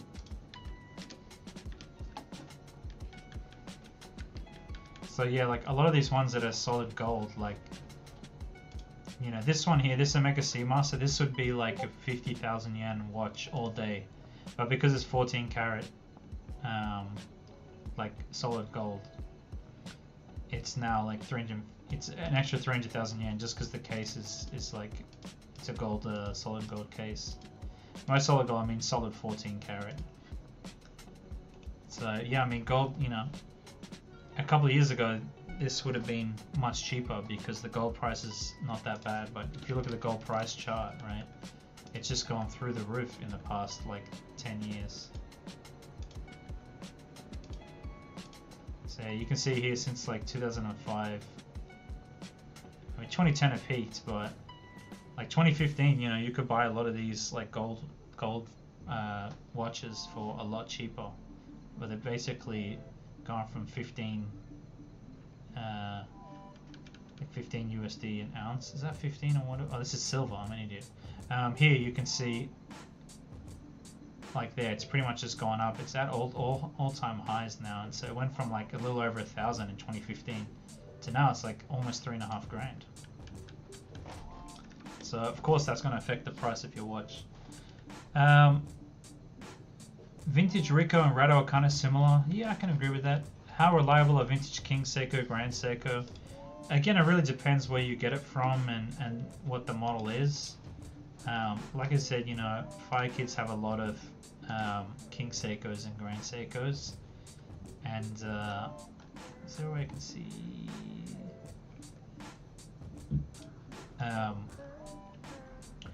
Here, you know, they all come with 1-year warranties, so, you know, they're very confident that the watch is going to be fine for at least a year or more, right?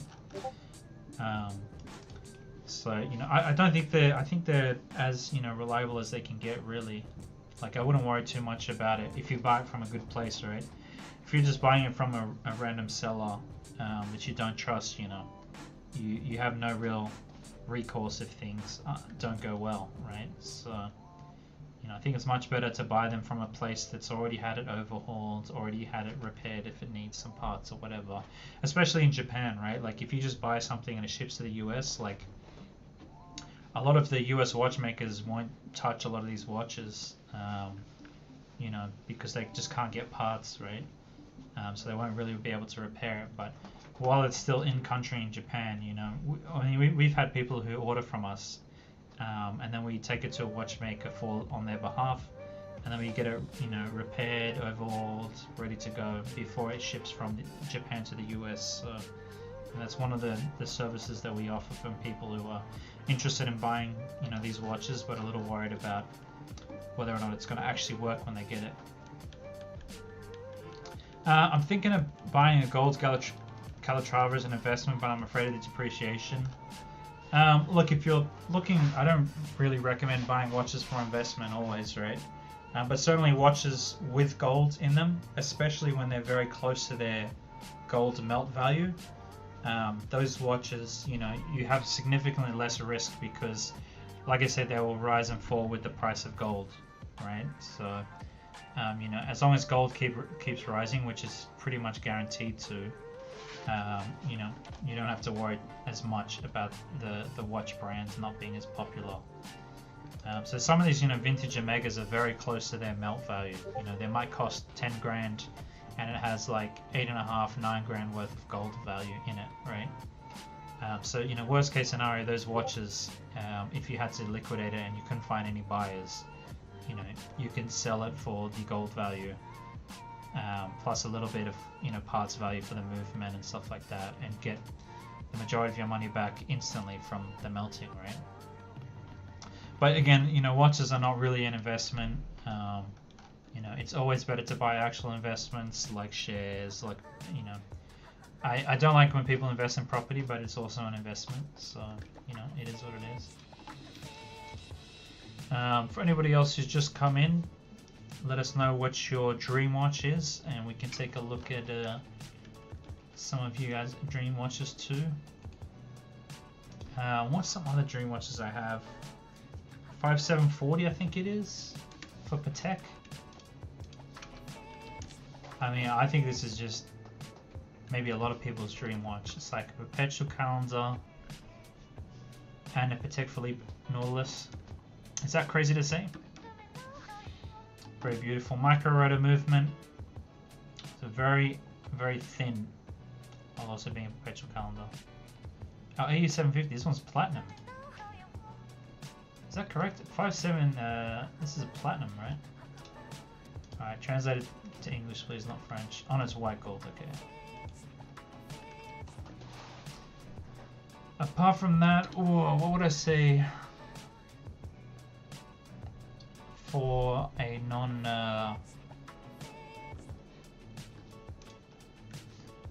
yeah, I think Grand Seiko would be like a much more realistic one of these Shumbuns, I think is really, really nice. They haven't made it yet, but I'd love to see like a Shumbun version 2 with a what is it called? A Shumbun version 2 with a micro adjust and with a UFA movement, right? Because I love the UFA. I love that they put the dials very clean. They put the power reserve on the back. You know, I think that's a great step forward, and I love how it's just so accurate, right? 15 seconds a year, I think it is, if I remember correctly. 20 seconds a year. But I'm just not a fan of the dial, and I'm not a fan of the Grand Seiko Shumbun doesn't come with a micro adjust, right?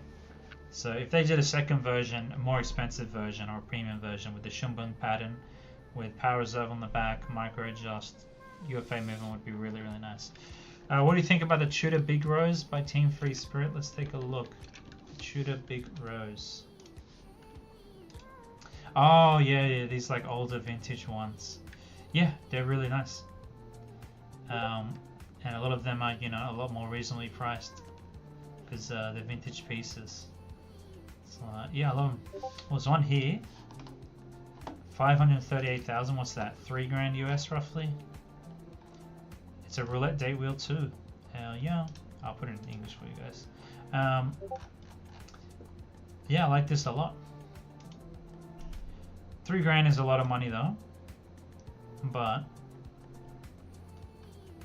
it's a really nice watch.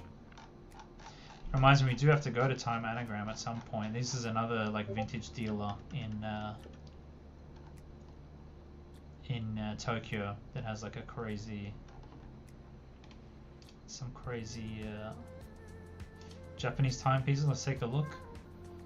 Ooh, old high beat diver. Damn. 62 mass. Looks like yeah, 2 62 masses. 3 actually. Damn, looks like they have a ton of. Oh, they're letting you buy all 4. It's a collection. That's crazy. Yeah, I'm just not a massive fan of these divers, to be honest. SBG, Unobtainable Dream Watch, SBG H267. I think, yeah, I've seen this before. It's got the, what do they call it, the Whirlpool dial. It's quite nice in the high beat. Beautiful watch. It's obtainable. It's quite expensive, but it's obtainable. They're about, what, 1.5, about 10 grand, a little more than 10 grand US. Yeah, interesting. About $1 million yen. It's a little less, 12, 17, 16. Not bad. RM27. I personally don't like any RMs, but let's take a look. Yeah, not a massive fan of that. I mean, it's obviously, you know, quite interesting technically. You know, RMs make these very crazy open heart movements, skeletonized movements, but I'm just never really a fan of the RMs. You know, a lot of people say they look like a Happy Meal watch. You know, a watch like from a Happy Meal toy, and I kind of agree with them because. I mean, it's crazy design. Arms 5602. Since we're dreaming, let's take a look. This one's the whole case is made out of sapphire, right? Yeah, I like this one a little bit more than the other one, to be honest. But again, it's just tricks. Have you ever seen that guy? What was it? Lady finds her fiance's. Where was it? Here, this one is so funny. Let me pause the music. Hold on. This shit cracks me up whenever I see it. Hold on, let me refresh it and can I full screen it? This is the watch you're wearing today? Yes. Oh.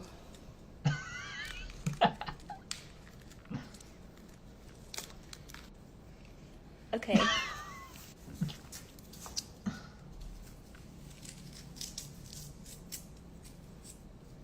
Interesting. Okay, so excited for you. Great.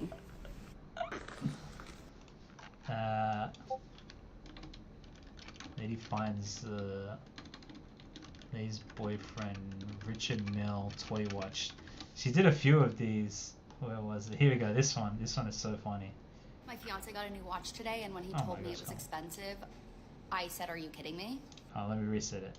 My fiance got a new watch today, and when he told me it was expensive, I said, "Are you kidding me?" Let's open it up. It comes in a nice box with kind of an interesting egg-like case. I guess that's nice. And you open it up. It's pretty ugly.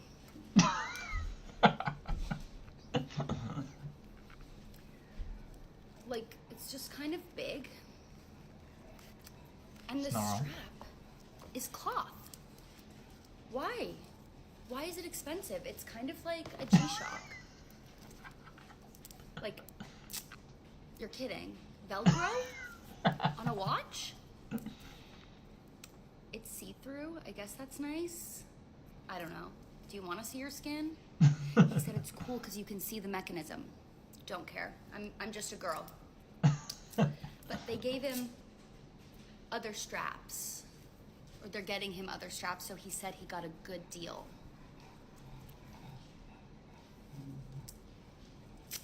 That's all I have to say. He said the straps that they got him are rubber.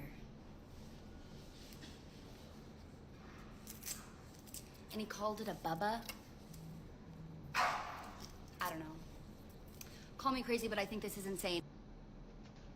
She's not wrong. She's not wrong. There was actually another...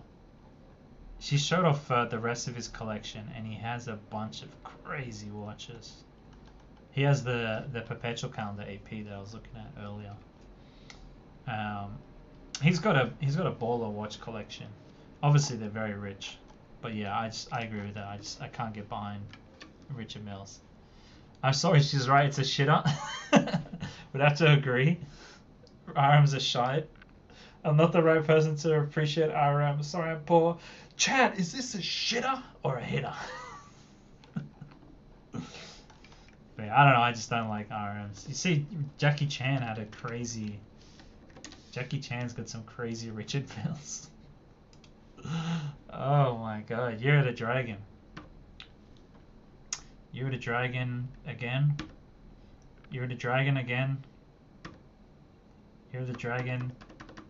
I get it, he likes dragons, you know, it makes sense. I think it was Born Year of the Dragon, maybe. I'm just never gonna like them, though. There's also that Richard Mille Samurai. Oops. This one is so cheesy. Shitter! $1 million. Oh my god. I consider myself a bit of a samurai. Is that crazy to say? What else is there? Richard Mille. The only one that I actually kind of like is this Ferrari one. And Richard Mille didn't even design it. That's the funny part, right? Another company designed it. Let me put the music back on. Right, it's the thinnest Richard Mille or something. I think it was the thinnest watch in the world for a little bit. But yeah. Yeah, I'm not a big fan of Richard Mille's. That's so ugly. Roasted to perfection. She's not wrong, but RM is a brand only a deep watch nerd could understand. What was that chick's name? Let me bring her up again. Cause she was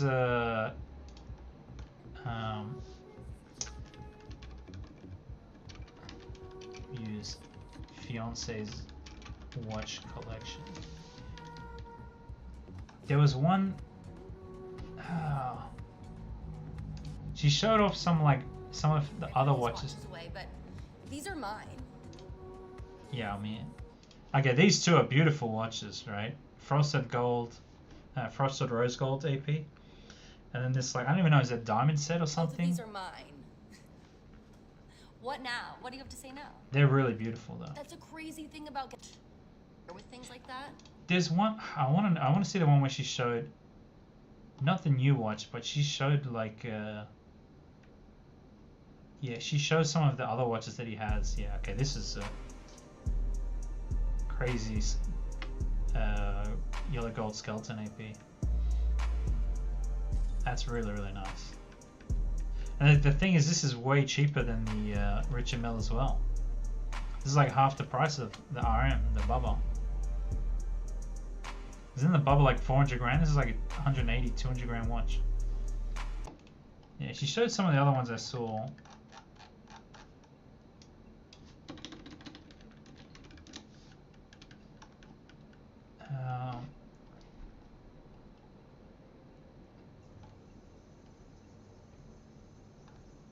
Yeah, I saw a thing where she showed some of her husband's other watches, and I was like in shock. He has a ton of crazy pieces. Obviously, the rose gold, frosted rose gold as well is crazy. I like the RM with the skull. I'd rather have the AP Panda DJ. AP Panda DJ. What's that even? Ah, okay. Yeah, Panda AP is quite nice. I don't know what the DJ is, but yeah, Panda AP. I don't know if you've seen like the frosted gold AP Chrono. These ones are really nice and frosted. Look at that, white gold and then purple dial. Oh, beautiful. This one here, frosted with the gold with the black subdials. This one's nice too. This one's really, really nice. And the frosted perpetuals. There's very few of these frosted perpetuals. They're really, really nice too. And so thin. Not a big fan of the rainbow gem set bezels, but they are quite nice. Let's be clear. I'd take it, you know. If they offered me one, I'd take it, of course. Especially because you can probably pick one of these up for like 90 grand, and then, you know, they sell for like 300-400 grand right after. So yellow gold, white gold, rose gold. But I much prefer I still love the black ceramics. I think black ceramic is just really, really nice. You know, all of the black ceramic APs are just really, really beautiful. That's very nice. That's very nice. I like that it's not like super flashy, you know what I mean? But like if you're around watch guys or like people who really know, they'll be like, yeah, that's an insane watch. You know what I mean? There's a ladies version of this that's quite nice too. But yeah. I don't know, ceramic's really, really nice. Until you bang it hard and then it breaks. They just... Yeah, that's what I was thinking the DJ means. What did you mean, Carlos, by the way? I know what AP Panda is, but I don't know what the day just is. Moser? Let me put the music back on. So I'm actually curious, like what other YouTubers do you guys watch? Like who should we keep an eye on? Obviously, you know, people watch Teddy Baldassare and like Teddy Baldassare and Nico Leonard are really popular in the watch space. But you know, what about a lot of other watch guys that you watch? Who's on you guys' radar? That's my question. Because we're trying to improve our bonus video content, like our just standard watch videos outside of the weekends, like flea market and watch guides and stuff like that. We're gonna do a video on like the best souvenir watches to get. I'm very excited to do that. I'm gonna have to do some research and find some good watches. But yeah, some nice releases by Casio. I think this one's a lady size. What's the, let's see the, yeah, 34 mil, a bit more on the lady size one. It's quite a nice watch though. Is it crazy to say I prefer the day windows at the 6 o'clock? Some guy was yelling at me about that, but I really like it at the 6 o'clock. Like this, look at that. Isn't that a much nicer location for the date wheel, 6 o'clock? Is that crazy to say, Chad? Britt Pierce, I do like Britt Pierce. I do watch a fair bit of Britt Pierce. Skylar Santana, I haven't heard of that. Let me take a look. I built a chronograph watch in the Moki mods. I have to come back to this guy. It looks like he does a lot of modding or like building his own watches and also like Microbrand reviews. That seems quite cool. I have to check him out. Watch Clyde? Watch Clyde. Okay. There's no way I'm going to ever subscribe to him. Andrew Morgan. Andrew Morgan's quite good as well. Andrew Morgan. I have watched a fair bit of his videos, but I don't know if it's on this account or not. I did watch some of it, yeah. But I haven't subscribed to him. I should actually subscribe to him. He's quite nice too. I like Peter Costa. I haven't heard of that one. Let me take a look. Ooh, damn. The most unusual looking watch. Exquisite engineering. The nicest Gata watch I've ever handled this year. Bowcroft Element 39.5. Okay, seems interesting. I like watches. Is that the name of the channel? Ooh, okay, okay. The best Seiko you've never heard of. You know why? Because some of these aren't available outside of Japan.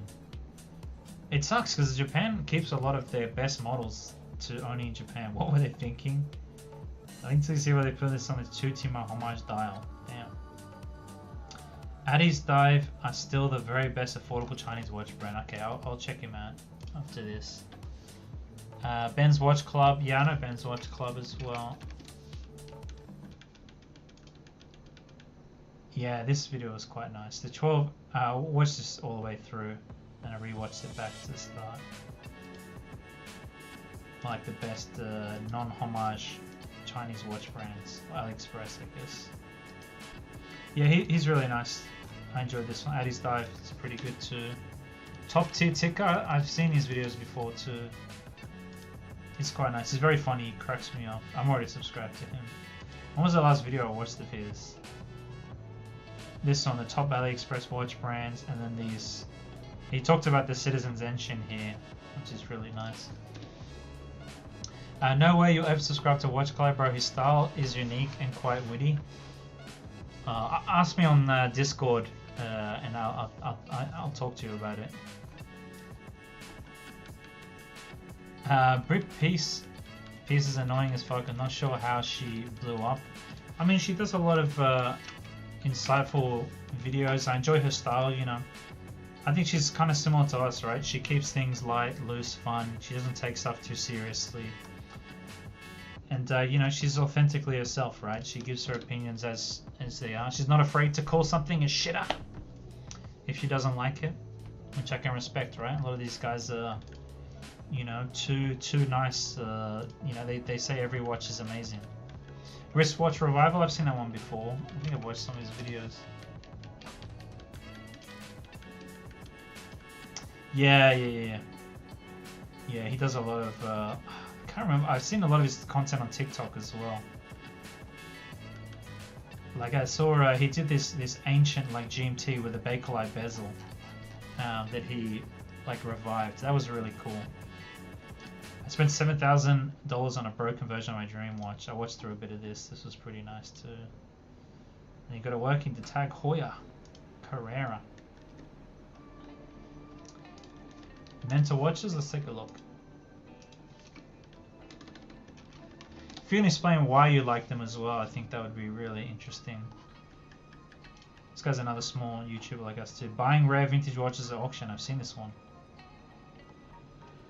Yeah, I remember watching through this one. This was pretty cool. I'll give him a subscribe as well. They're quite nice. Oh, there's also another watch that I really like is a what is it? An AP Tuscany dial. Not for the code 1159, but there's some, yeah. I mean this AP Perpetual, it's Kleinel. This AP Perpetual like Tuscan dial Perpetual is really nice. But yeah, this one here, these like these jumbos, quite nice. There's another one that came up recently, like, yeah, I mean these are like 12 to 15 million yen though, so it's just unrealistic. They are quite beautiful. Wrist Unwound, Time and Tide. Yeah, Time and Tide are quite cool. How to access your Discord? Oh, let me get you the I'll get you the invite code. There you go. Yeah, Time and Tide do a lot of cool content. I don't know if I've been on their website a lot. I don't know if I've been on their YouTube yet. The Death Stranding 2 limited edition. This is an interesting watch too. I don't know if you guys I haven't played Death Stranding, but I like how the watch looks a lot. Like, that's a crazy looking piece. It makes sense that Hamilton 2 would want to like team up with this. I like Theo Harris before Michael left. And then is Michael, I think it's Theo Harris has that guy Christian. Yeah, this guy. He is quite nice. I like his content sometimes. He's very, very knowledgeable, especially about vintage Rolex. He knows a lot. So, yeah, very impressed with some of his content. Collection reviews. His watch collector making a big mistake? No. Did Rolex make a huge mistake certifying this watch? Yeah, I enjoyed some of his videos. Theo Harris is pretty good. Well, I don't know. I can't remember who Michael is. 6 o'clock is look great. I agree. So yeah, Michael is the Iron Snail guy. That doesn't remind me. What we need is Citizen or Seiko. Someone needs to do a collab with Chikawa.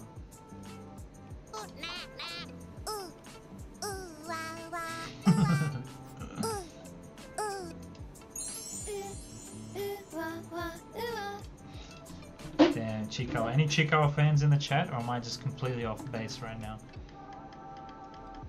Why is the moon swatch so loud? Have you guys seen the metal moon swatch? Have you seen these metal case mods?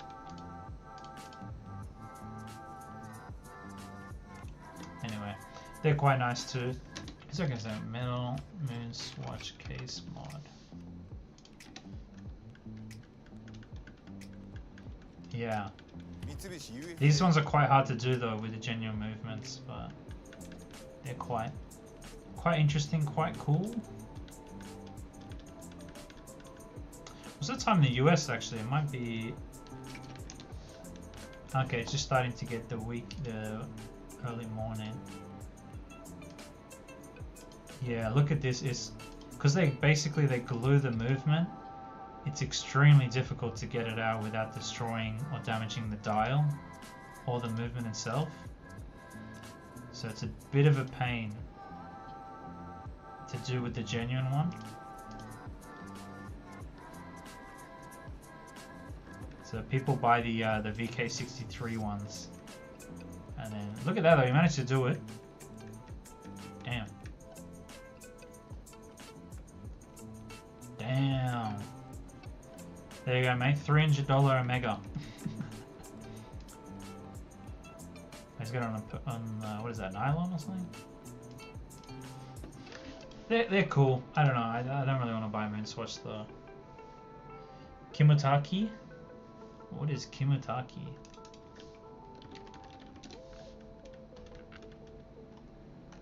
Is this some like Japanese comedian or something like that? Anyway. Alright, yeah, these new Presages, they're quite nice. Any other watch brands or microbrands or something you guys want me to check out while we're online? We might finish up in about, I don't know, 30 minutes or less. So we'll kind of wait and see. I saw one of these Huff collabs. We had a guy with one of these on a while ago. I thought this was really cool. It's really, really nice, especially for the price.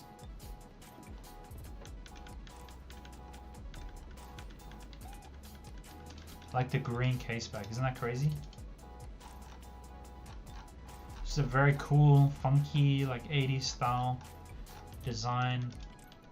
Really, really nice. Korea doesn't know Japanese celebrities. I don't know any celebrities, Japanese or otherwise. Like, I don't know what to say, you know? I just don't really care about celebs, you know?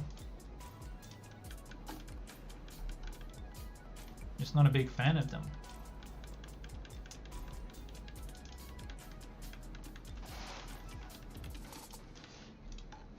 Yeah.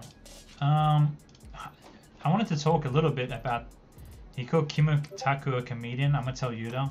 Oh, I don't know. He's probably a band guy or something, man. If you know him. These King Seiko Vinax.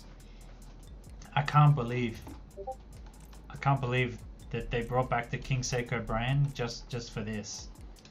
Just to put in like, you know, 8L45 movement, you know, plus 10 minus 5. Like, it is 4 hertz,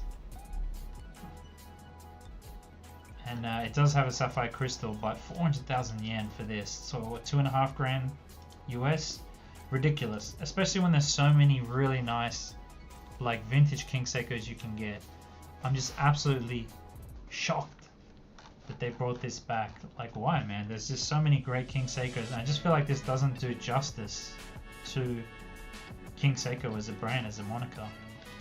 I do like the design though, it's quite cool, but you know, I feel like it's way too expensive for what it is, and you know, they could just do a lot better with the King Seiko moniker.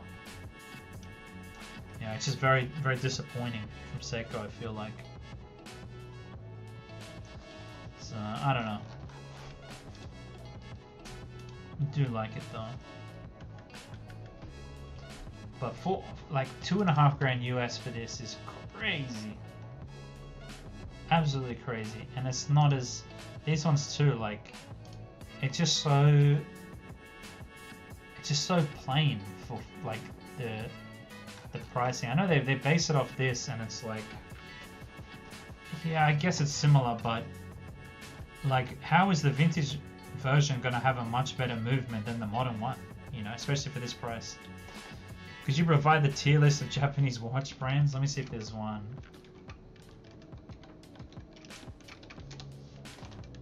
Does someone have a tier list maker?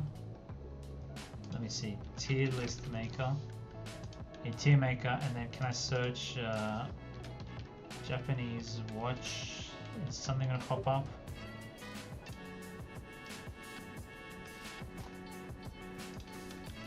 The one I can do like watch brands, luxury and affordable watch brands, and then I just do the Japanese ones.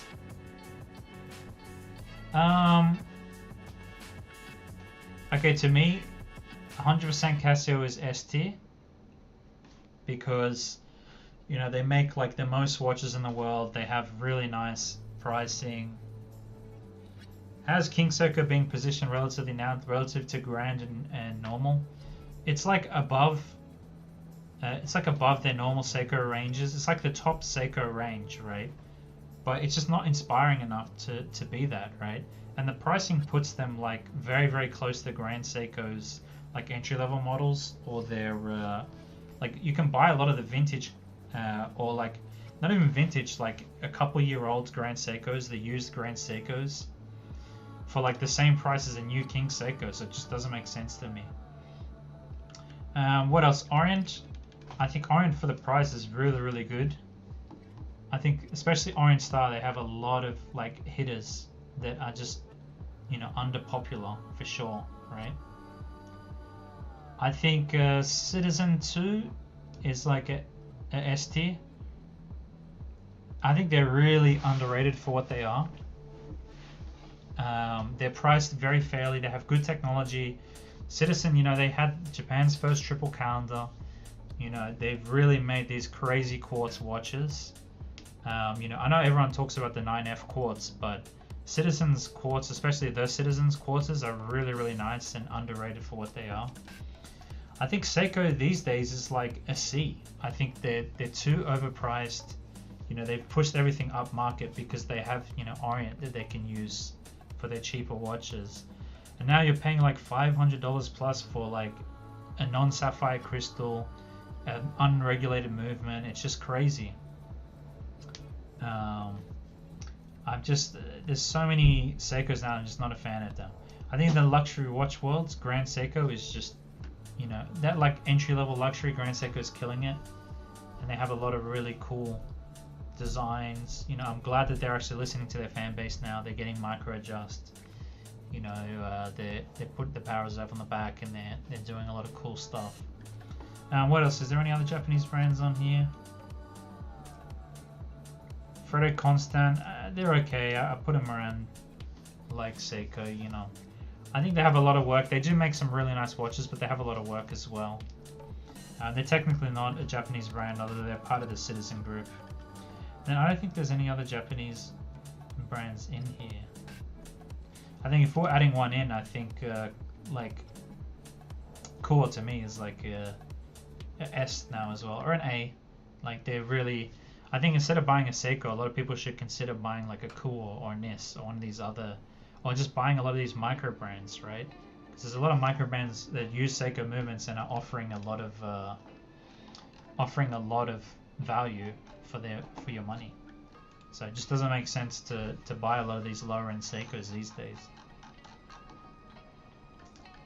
Because like if I look at like, if I go in and take a look at like a lot of the Seiko watches, oh, I don't want the catalog, I just want all of their watches. Can I see all of their watches? Oh, here we go. Like if you look on their cheap end ones, like they really don't have a lot of like cheap watches that are like, you know, kind of actually worth buying. Even now, like, you know, the cheapest watches here, it's like 24,000 yen. And like the ones like their lower end now is like close to 30,000 yen for a lot of these watches. And like there's a lot of micro brands that offer much better value for that $300 range. Yes, Japanese micros are really impressive. Yeah, I really like Japanese micros. They're doing really well recently.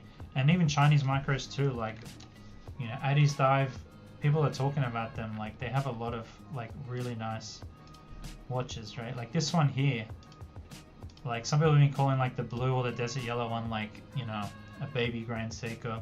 I don't know if I go that far, but you know, you're getting 100 meters water resistance. You know, you're getting decent bracelet case. It has the same NH35, and you know, it's got a nice textured dial with a date. This is like $100 US, and I think it's, you know, pretty nice looking watch for the price. And there's a ton of brands like this that are making, you know, really nice watches. I have that Addy's Dive, really like it. Probably cut and paste the micro brands and do a video on it. Yeah, we could definitely do one, me and Yuta, for like a bonus video on the week. You know, a tier list between us. I mean, they sell these ones too, which is just basically, you know, clomages.